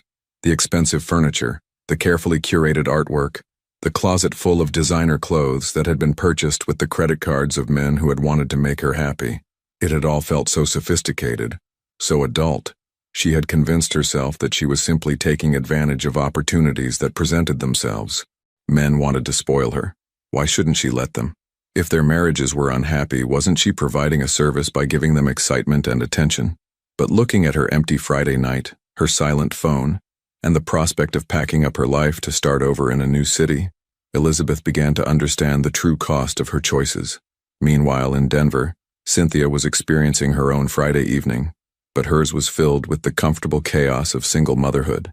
Oliver, now 10 months old, was pulling himself up on furniture and babbling in the language that only he understood. The apartment was scattered with toys, and Cynthia's hair was slightly disheveled from a day spent chasing after an increasingly mobile baby. She was heating up leftover soup for dinner when her phone rang. Dr. Chen from the clinic. "Cynthia, I hope I'm not calling too late." "Not at all. Is everything okay?" "I have some news. Doctor, Martinez is retiring next month and we're looking to expand our patient services. I was wondering if you'd be interested in training as a medical assistant. It would mean more money and more responsibility." Cynthia looked around her small apartment at the life she had built from nothing. A year and a half ago, she had been a pregnant woman fleeing a broken marriage with no clear plan for the future. Now she was being offered a career opportunity based on her own merit and hard work. "I would love that," she said. "Excellent. We can start your training next week. There is one thing, though. You'd need to update your emergency contact information for HR purposes. Currently, we just have your sister listed. That's fine. Melody can stay as my contact. And for Oliver, we'll need someone local listed as his emergency contact as well, in case something happens to you." The question made Cynthia pause. In Houston, Dominic would have been the obvious choice. But here in Denver, she had built a life that was entirely her own. Melody lived an hour away, which wasn't practical for emergencies. "Can I think about it and get back to you?" "Of course. There's no rush." That evening, as Cynthia gave Oliver his bath, she reflected on how completely their lives had changed. In Houston, she had been part of a couple, part of a marriage, part of a social structure that had defined her identity. Here she was simply herself, Oliver's mother, a valued employee, a neighbor who helped the elderly woman downstairs with her groceries. "You know what, baby boy?" she said, as Oliver splashed happily in the warm water. Sometimes starting over is the best thing that can happen to you, even when you don't choose it. Oliver gurgled and reached for his floating toys, his dark eyes bright with simple joy. He had no memory of the house in Houston, the father who had never held him, or the marriage that had ended before he was born. For him, this apartment, this life, this version of his mother was all he had ever known. It was enough, more than enough. Back in Houston, Dominic was working late at the small law firm, reviewing case files for a car accident lawsuit that would probably settle out of court for a modest sum. The work was honest but uninspiring, and the cases rarely involved more than basic paperwork and phone calls. His phone rang. His mother, calling from San Antonio. "Dom, I just wanted to check on you. It's been a while since we talked." "I'm fine, Mom. Just working." "And how are things? With the job situation?"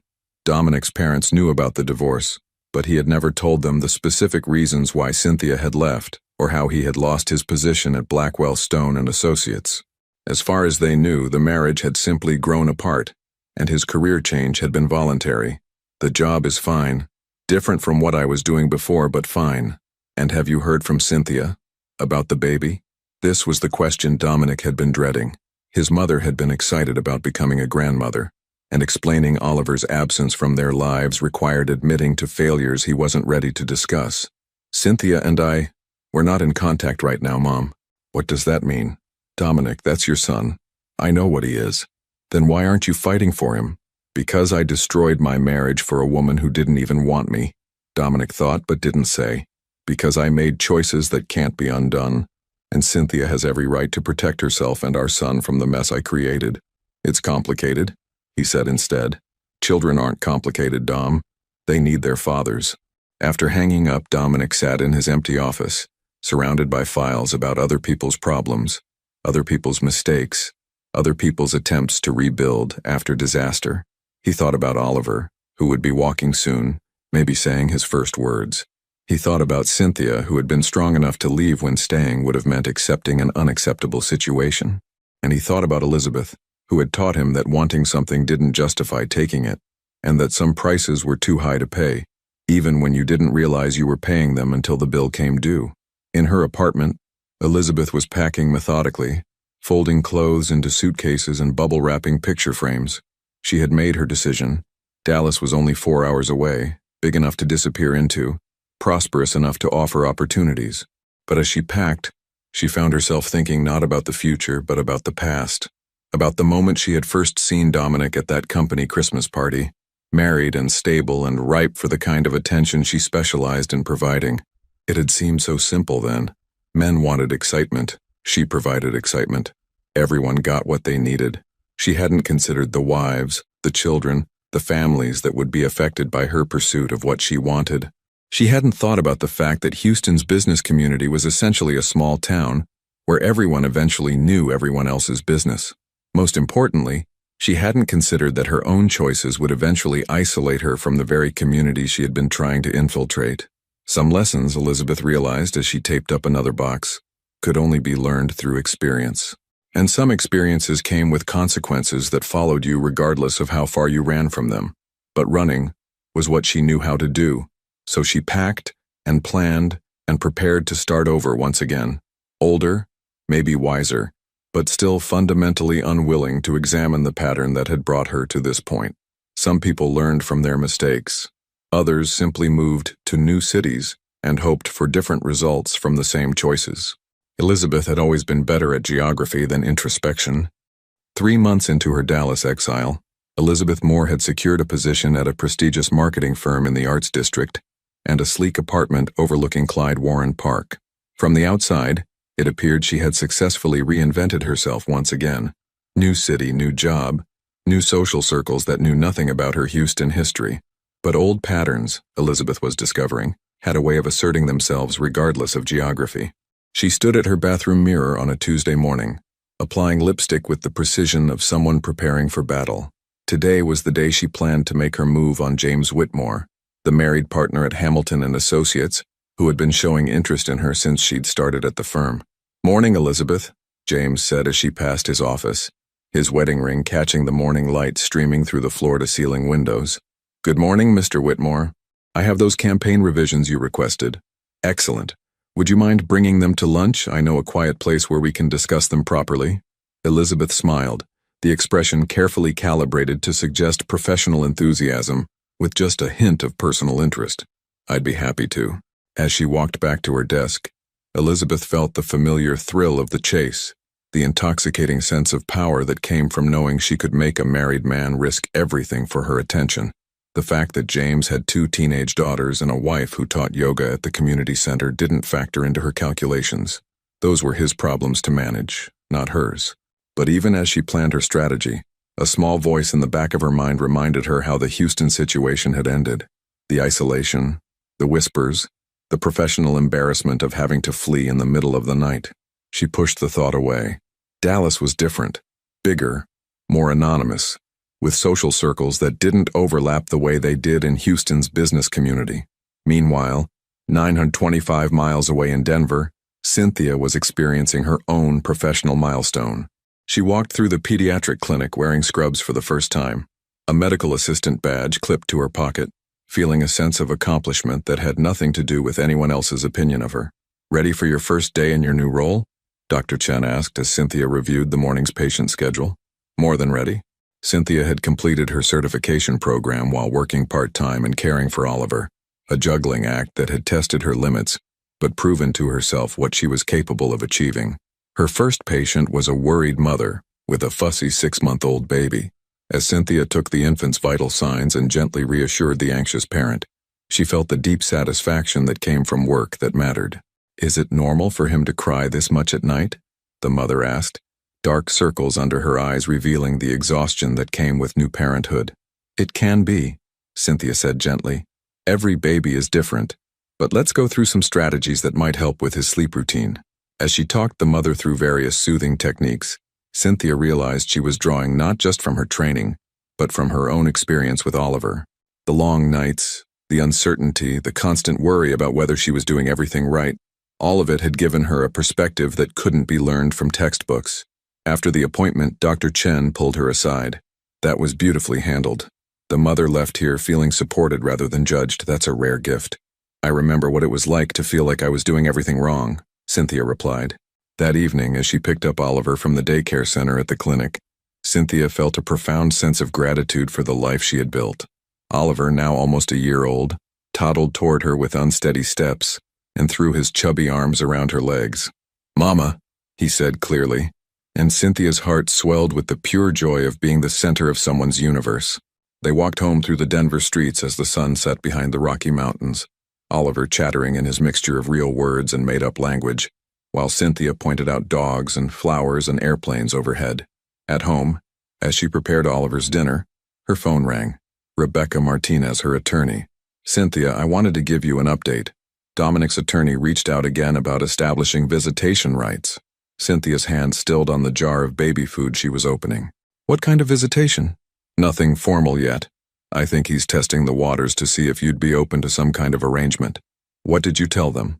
"That any discussions would need to go through me and would require formal documentation. But Cynthia, at some point, you're going to have to decide how you want to handle Oliver's relationship with his father." After hanging up, Cynthia looked at Oliver, who was banging his spoon against his high chair tray with gleeful abandon. He had no idea that somewhere in Texas a man was trying to figure out how to be his father. To Oliver, family was simple. It was Cynthia and Aunt Melody, and the daycare teachers who knew his favorite songs, and the elderly neighbor who always waved at him from her window. "What do you think, baby boy?" she asked. "Should Mama let your daddy visit?" Oliver grinned and threw a piece of banana on the floor, which seemed like a perfectly reasonable response to an impossible question.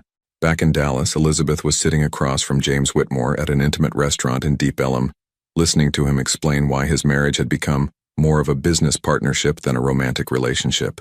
"Melissa and I, we've grown apart," James was saying, his hand moving dangerously close to Elizabeth's across the small table. "We're staying together for the girls, but there's no real connection anymore." Elizabeth nodded sympathetically, making the appropriate sounds of understanding while privately cataloging the similarities to every other married man she had ever targeted. They all said the same things. Their wives didn't understand them. Their marriages were over in all but name. They deserved to be happy. "That must be very lonely," she said. allowing her fingers to brush against his. It is. But talking to you, I feel like myself again. Like the man I was before life got so complicated. Elizabeth smiled, the expression warm and encouraging. Life doesn't have to be complicated. Sometimes it's about finding someone who sees the real you. As James leaned closer, Elizabeth felt the familiar thrill of conquest. But beneath it, something else stirred. A small, unwelcome voice that whispered about teenage daughters who might discover their father's affair, about a yoga teacher wife who had done nothing wrong except marry a man who would betray her for the attention of a younger woman.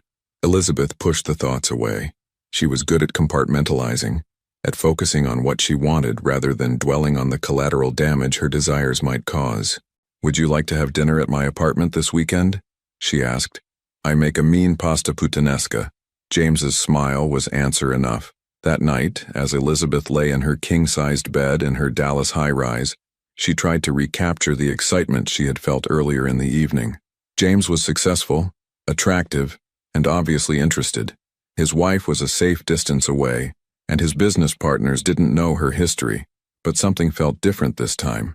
Maybe it was the memory of Trevor's friends whispering about her reputation, or the image of that Houston Monthly reporter with her notepad full of questions.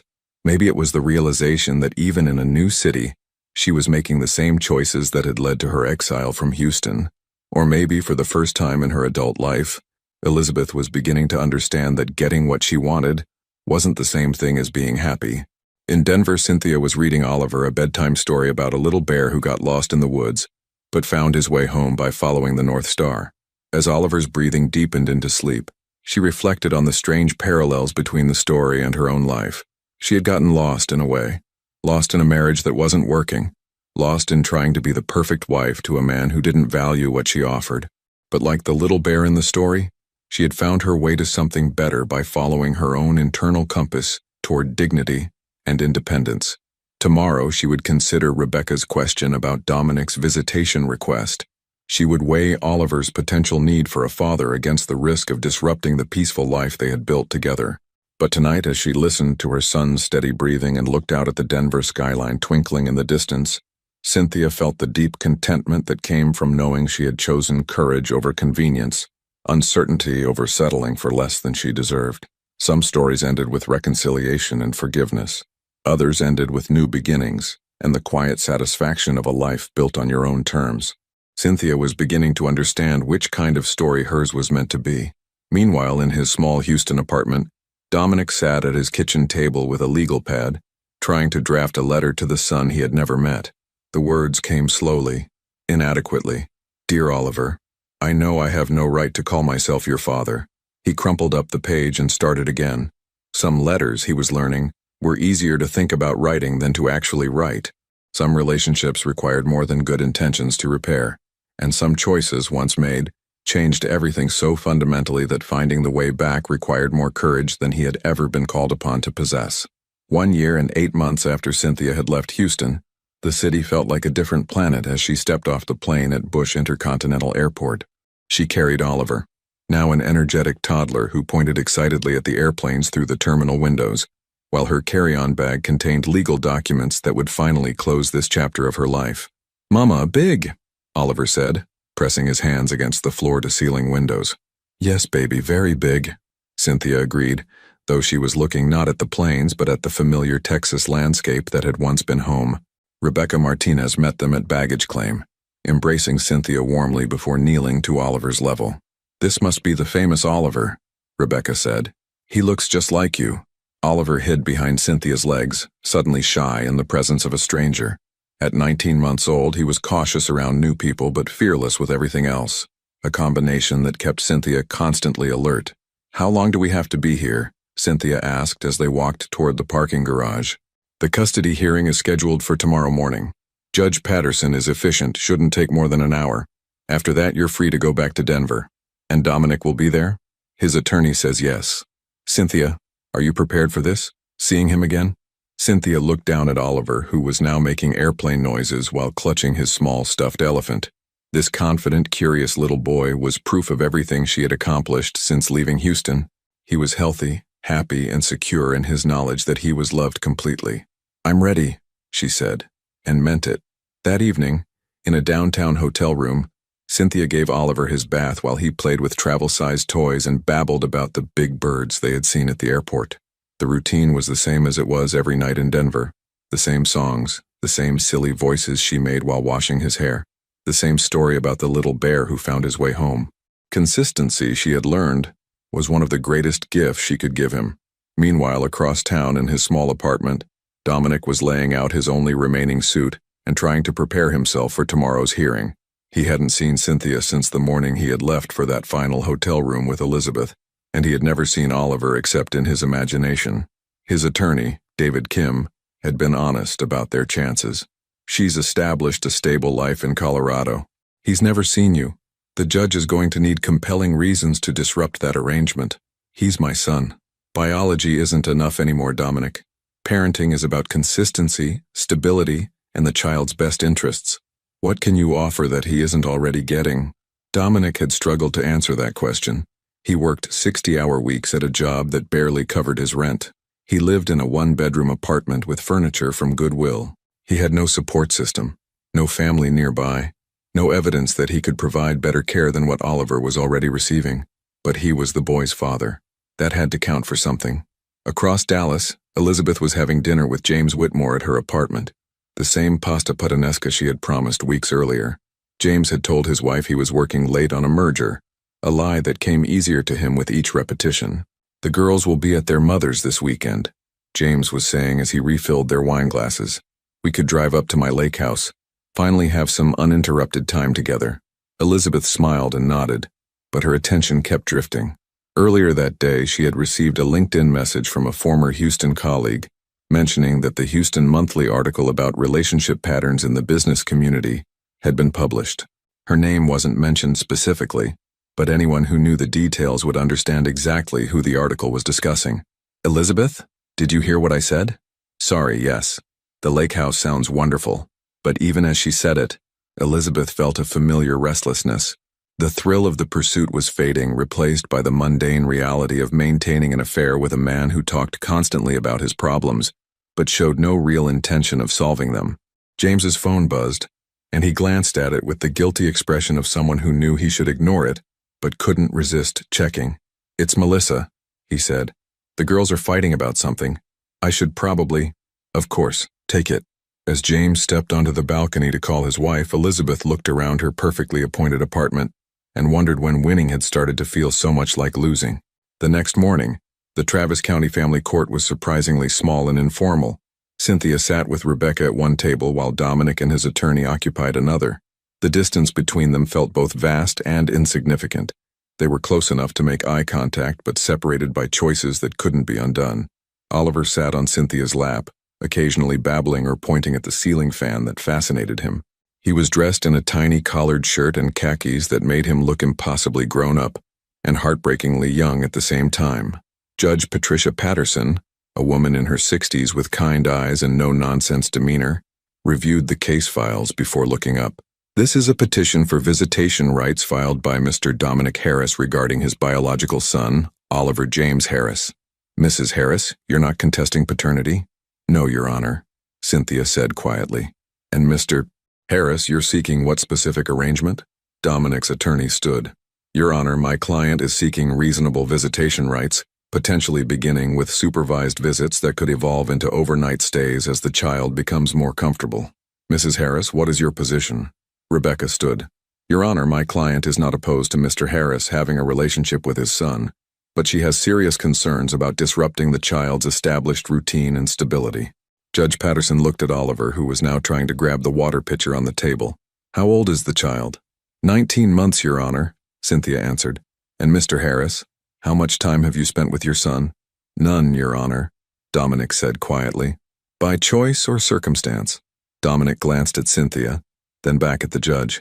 Your Honor, when my wife left Houston, she didn't tell me where she was going. I've been trying to establish contact through legal channels. Mrs. Harris, why did you relocate without informing Mr. Harris of your whereabouts? Cynthia stood, Oliver still in her arms. Your Honor, my marriage ended due to my husband's infidelity.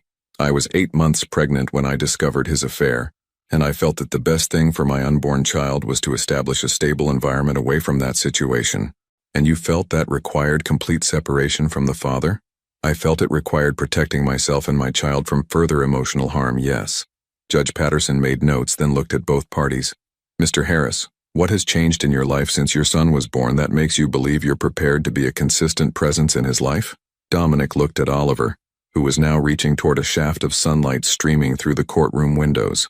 The boy's dark eyes, so much like Cynthia's, held no recognition, no awareness that the man across the room was supposed to mean something to him. Your Honor, I've learned from my mistakes. I understand now what I lost, what I threw away. I want the chance to be the father he deserves. And Mrs. Harris, what are your specific concerns about visitation?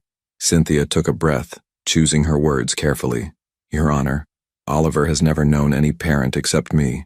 He has routines, attachments, and a stable environment in Colorado. I'm not opposed to Mr. Harris having a relationship with him, but I think any arrangement needs to prioritize Oliver's emotional security over anyone else's desires. Judge Patterson nodded thoughtfully. Mr. Harris, where do you currently live? Houston, Your Honor. I have an apartment and a steady job. 1-bedroom apartment, Rebecca interjected. No space for a child to stay overnight. And Mrs. Harris, you live in Denver? Yes, Your Honor. I have a 2-bedroom apartment, stable employment, and a support system that includes my sister and the daycare staff at my workplace. The judge looked at Oliver again, who was now playing peekaboo with Cynthia's hair, giggling each time his face disappeared and reappeared. I'm going to order supervised visitation to begin in 6 months, Judge Patterson said finally. Mr.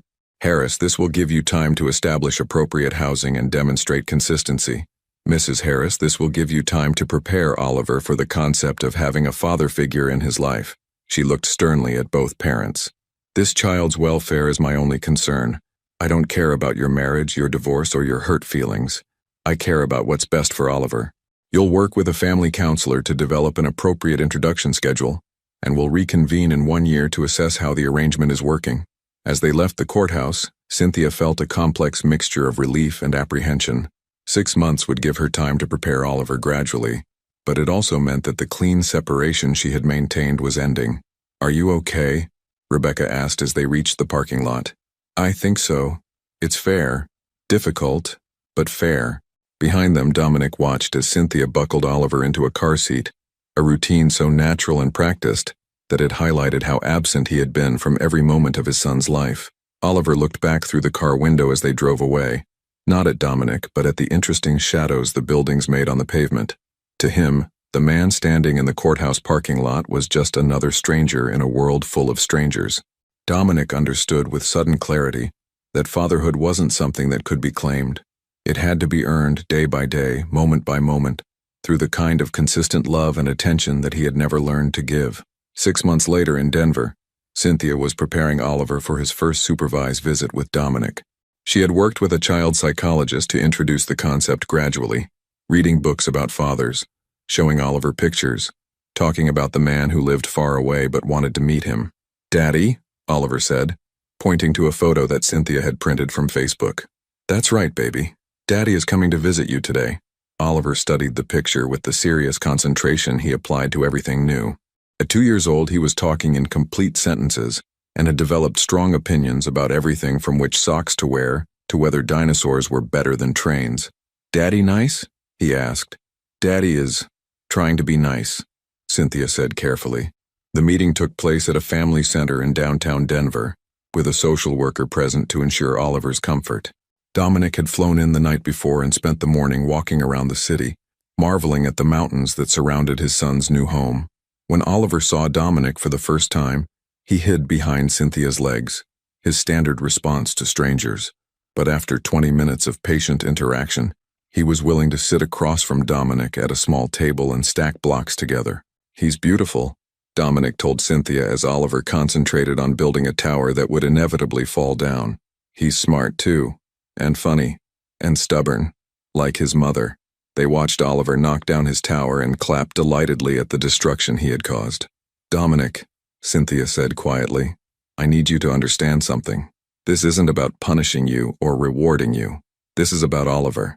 If you're going to be in his life, you have to be all the way in. No halfway commitments, no deciding it's too hard when he's going through a difficult phase. I understand. Do you? Because loving a child isn't like the kind of love you thought you wanted from Elizabeth. It's not exciting or dramatic or validating. It's getting up at 3 a.m. when he has a fever. It's reading the same book 47 times.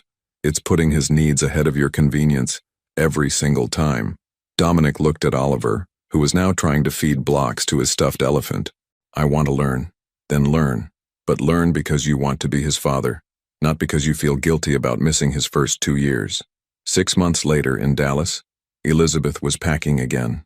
The affair with James Whitmore had ended as these things always did, messily, with hurt feelings and threats and the uncomfortable realization that she had become someone she didn't particularly like. James's wife had discovered the affair through a credit card statement that showed repeated charges at the same restaurant. The confrontation had been devastating for everyone involved, including James's teenage daughters who had stopped speaking to their father entirely. Elizabeth told herself it wasn't her fault. James had made his own choices, told his own lies, betrayed his own family, but for the first time, she found it difficult to maintain that position. She kept remembering the last conversation she'd had with James when he'd broken down crying about how his 16-year-old daughter had called him pathetic, and his 14-year-old wouldn't even look at him. They hate me, he had sobbed. My own kids hate me and I can't blame them. Elizabeth had tried to comfort him, to remind him that teenage girls were dramatic, that they would forgive him eventually. But even as she said the words, she realized she was watching a man discover the true cost of choices that had seemed so simple when they were making them together. Now, with another job search ahead of her and another city to explore, Elizabeth found herself wondering if this cycle would ever end, if she would ever find a relationship that didn't require destroying someone else's, if she would ever be the kind of person who built things instead of taking them. The questions followed her as she loaded boxes into her car and prepared to drive toward whatever came next. Some patterns, she was beginning to understand, were harder to break than others, and some required more honesty than she had ever been willing to embrace. In Denver, Cynthia was reading Oliver his bedtime story, the same one about the little bear who found his way home by following the North Star. But tonight, the story had a small addition. And when the little bear got home, Cynthia read, he found his mama waiting for him, and sometimes when the weather was nice, his daddy would come visit and they would look at the stars together. Daddy visit again? Oliver asked sleepily. Yes, baby. Daddy will visit again. As Oliver's breathing deepened into sleep, Cynthia reflected on how completely their lives had changed since that night she had packed a single suitcase and fled Houston. She had built a career, a home, and a family structure that prioritized peace over drama, consistency over excitement. It wasn't the life she had planned, but it was the life she had chosen when her original plan fell apart. And sometimes, she thought as she listened to the mountain wind outside Oliver's window, the unplanned lives turned out to be the most authentic ones. Some stories ended with grand reconciliations and dramatic forgiveness. Others ended with small daily choices to prioritize love over ego, growth over comfort, truth over convenience. This story, Cynthia knew as she turned off Oliver's bedtime light, was ending exactly as it should, not with fireworks and music, but with the quiet satisfaction of a woman and child who had found their way home to each other and discovered that home was something you could build anywhere, as long as you built it on solid ground. The end. I hope you enjoyed today's video. If you did, please leave a like to help me out and don't forget to subscribe to the channel so you don't miss out on the next stories. Thanks for watching and see you in the next video. Single mother helped a homeless man unaware. He is a billionaire. What he did. Shocker rain poured relentlessly that night in Lagos. A single mother named Amara, exhausted from a double shift at the restaurant, clutched her umbrella as thunder cracked above. On her way home, she spotted a shivering homeless man curled under a broken kiosk, his clothes soaked, his eyes hollow, yet strangely calm. Despite barely having enough for herself and her little boy, she handed him her only food and offered shelter in her small apartment. The man, unkempt, quiet, with an oddly dignified posture, hesitated before accepting, whispering a soft "thank you" that carried weight beyond poverty. As days passed, Amara noticed the man's intelligence, the way he spoke about business and people with insight no ordinary drifter had. But she brushed it off. Who could a homeless man really be? Until one morning, sleek black SUVs stopped outside her apartment. Men in suits stepped out, bowing slightly to him. Who was this man she'd taken in? Why did billionaires suddenly treat her like royalty? And what was he about to do that would change her life forever? The small room smelled faintly of kerosene and wet clothes. Amara's son, David, only 6, peeked nervously from behind the curtain, clutching his worn teddy bear. The stranger sat on the edge of the couch, his trembling hands cupped around the mug of hot Gary water she'd offered. His voice, when he finally spoke, was gentle but carried a strange authority. "You shouldn't have brought me in. The world is not kind to people like you." Amara smiled faintly, pushing a blanket toward him. "Neither is it kind to people like you," she said. Her words carried no pity, just quiet strength. He looked at her, as if seeing something he hadn't seen in years, dignity in the middle of struggle. Outside, thunder rolled again. That night's sleep eluded her.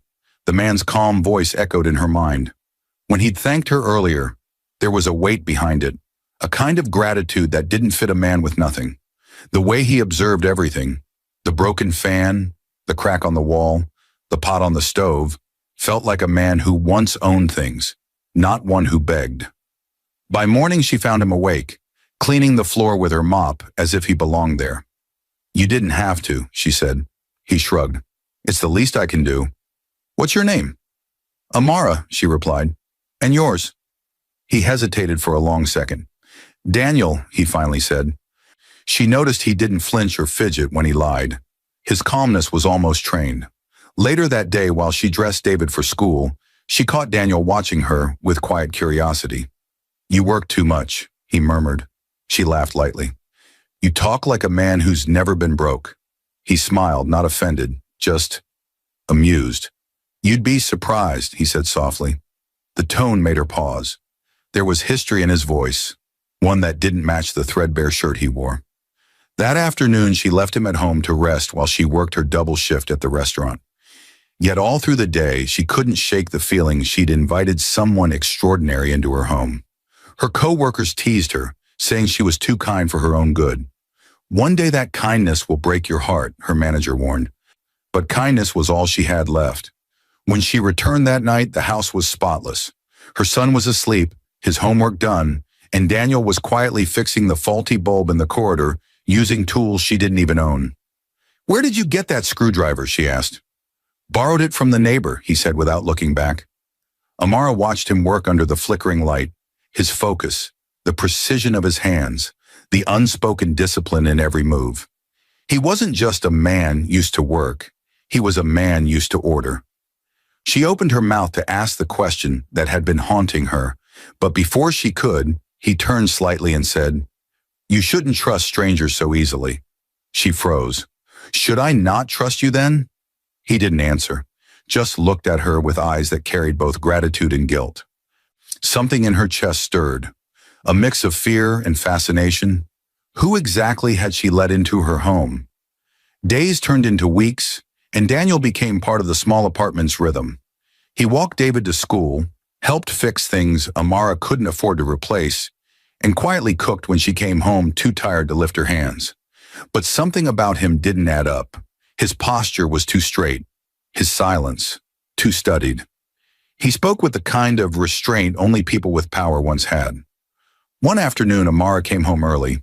She found Daniel reading an old newspaper on her couch, his brow furrowed over the business section. "You read a lot," she teased, dropping her bag. "You plan on starting a company from the couch?"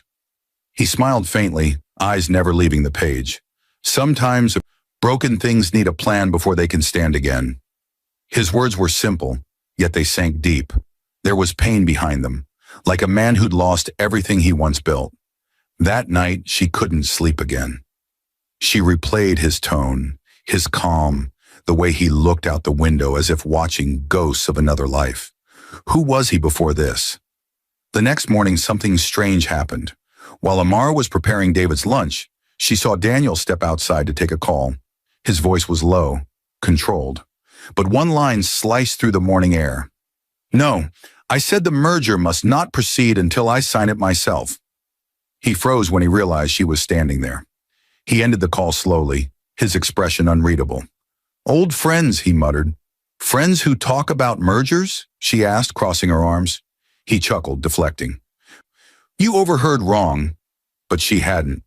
The curiosity gnawed at her like hunger.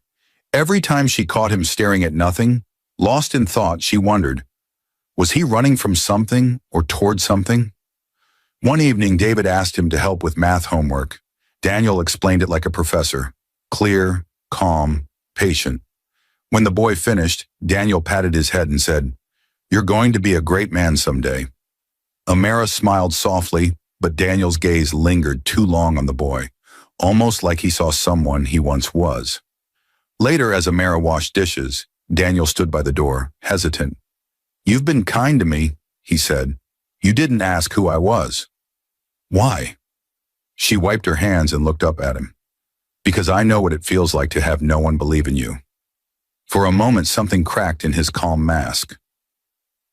He turned away before she could read it. That night, she heard him whispering again in the living room, this time in anger. "Tell them I'll handle it my way." His tone was cold, commanding, not that of a man sleeping under kiosks. The next morning, her neighbor pulled her aside. "That man staying with you, I saw him get into a black SUV last night. Men in suits. They called him Sir Daniel. Who is he?" Amara froze. Her spoon slipped from her hand.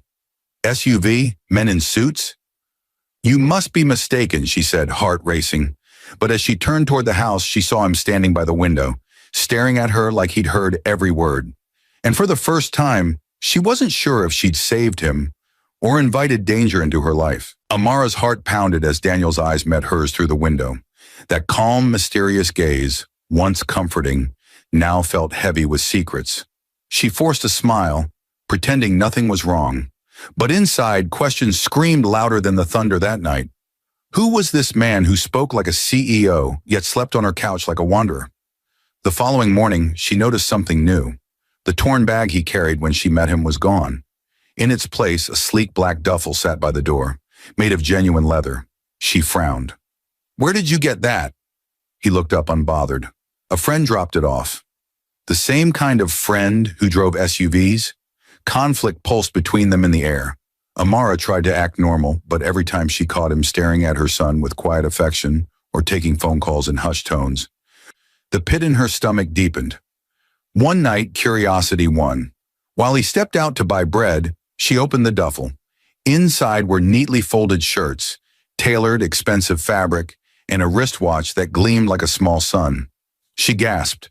On the inner clasp, engraved initials, D.K. Williams.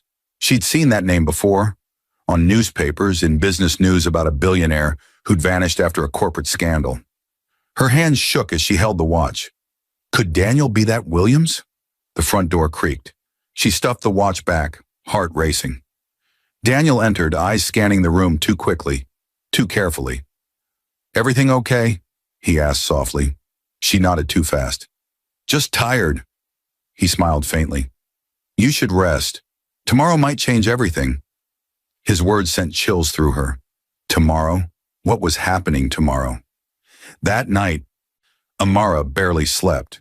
She replayed every interaction, every soft word, every mysterious call. By dawn, she made up her mind. She would confront him.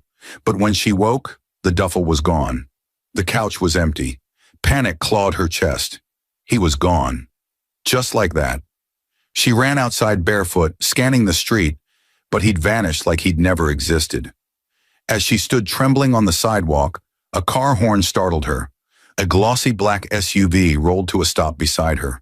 The window slid down, revealing Daniel inside, clean-shaven, wearing a perfectly tailored suit. The transformation was unreal. "Get in," he said quietly. Amara froze. "What's happening, Daniel?" His gaze softened. "Please, you deserve to know the truth." Every instinct screamed not to, but curiosity drowned fear. She climbed in.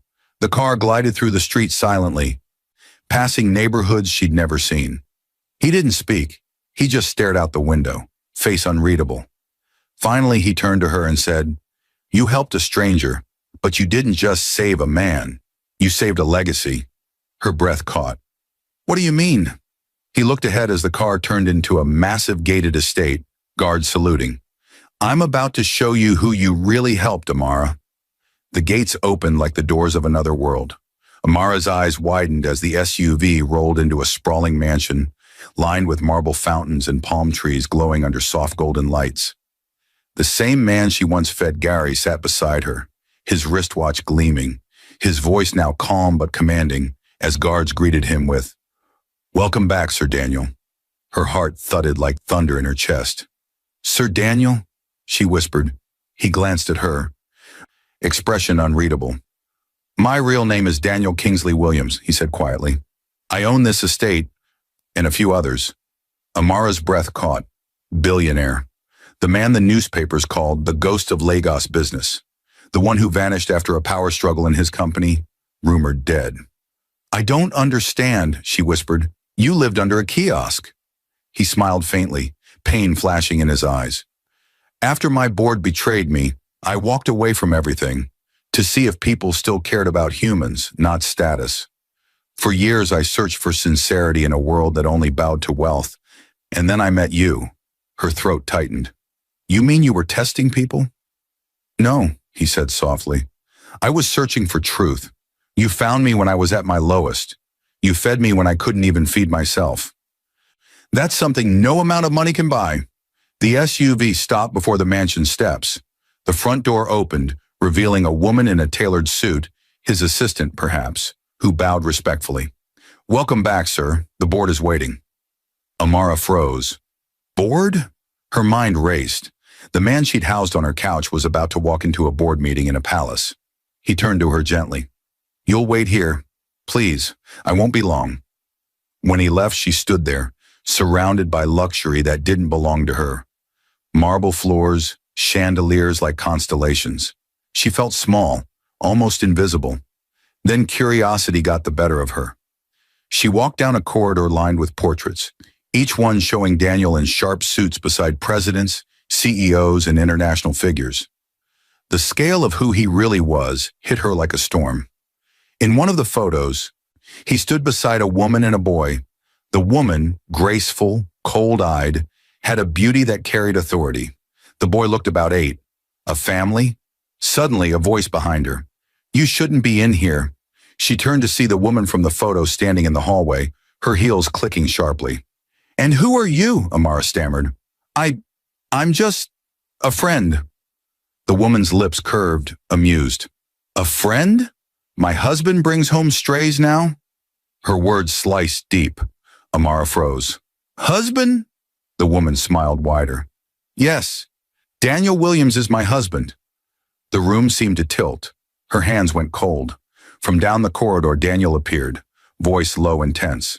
"Sophia, enough!" Sophia turned, her tone dripping venom. "Enough? You disappeared for months, Daniel, and now you bring her here?" Amara's heart stopped. Betrayal hung in the air like poison. Who exactly was Daniel? A lost soul she saved, or a man whose lies had just shattered her world? The air in the hallway was sharp enough to slice through silence. Amara stood frozen, staring between Daniel and Sophia. Every second stretched like a lifetime.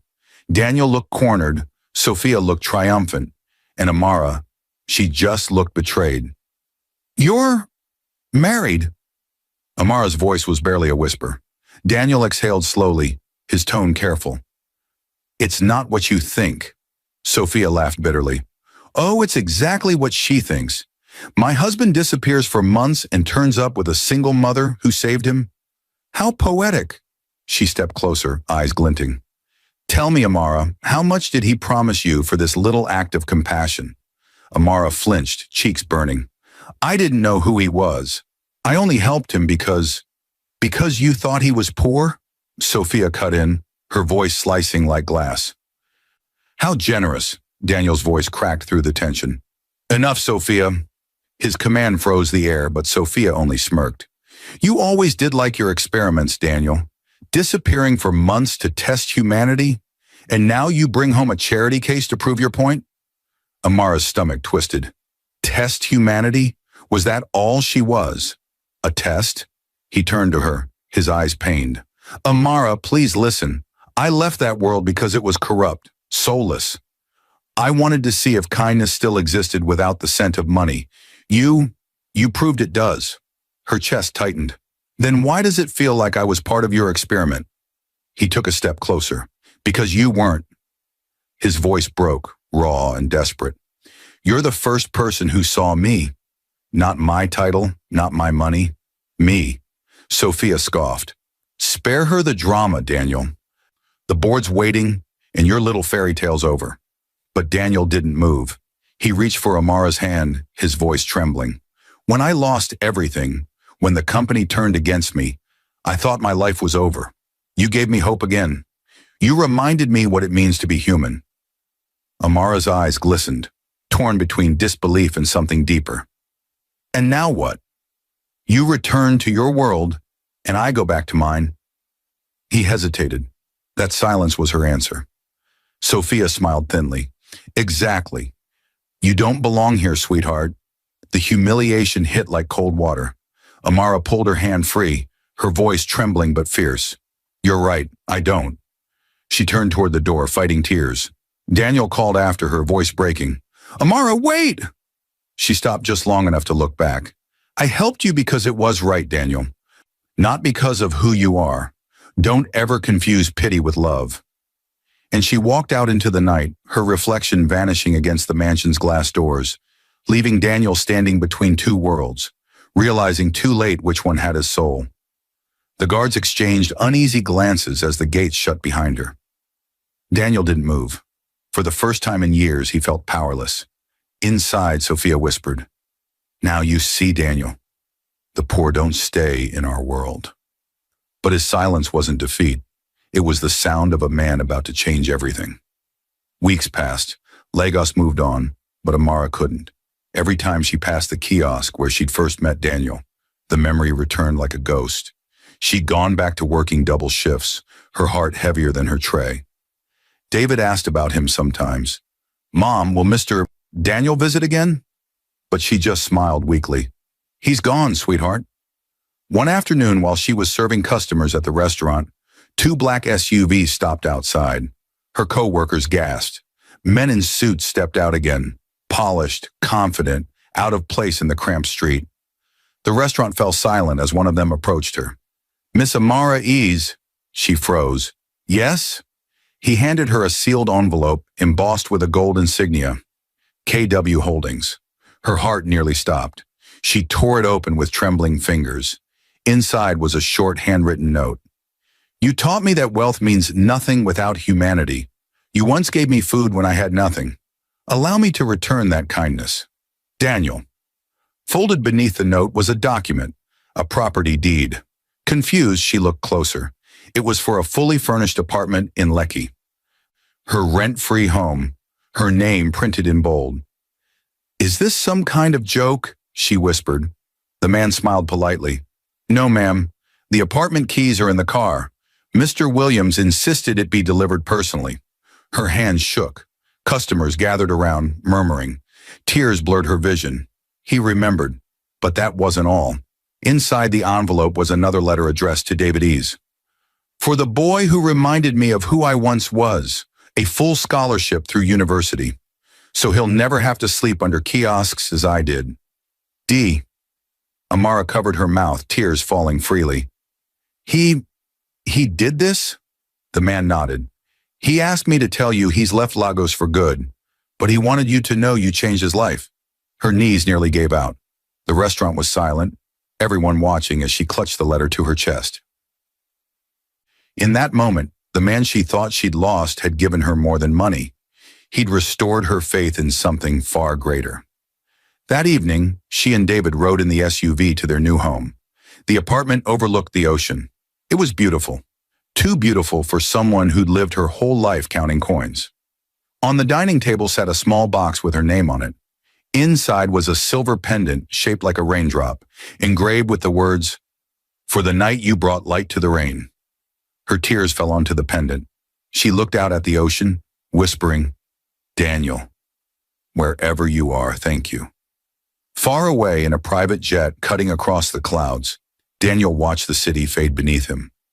He closed his eyes, a faint smile on his lips, whispering, "Goodbye, Amara." For once, the billionaire who'd lost everything felt truly rich again, and in the heart of Lagos, A single mother who once gave all she had realized she had just been repaid in ways she never imagined.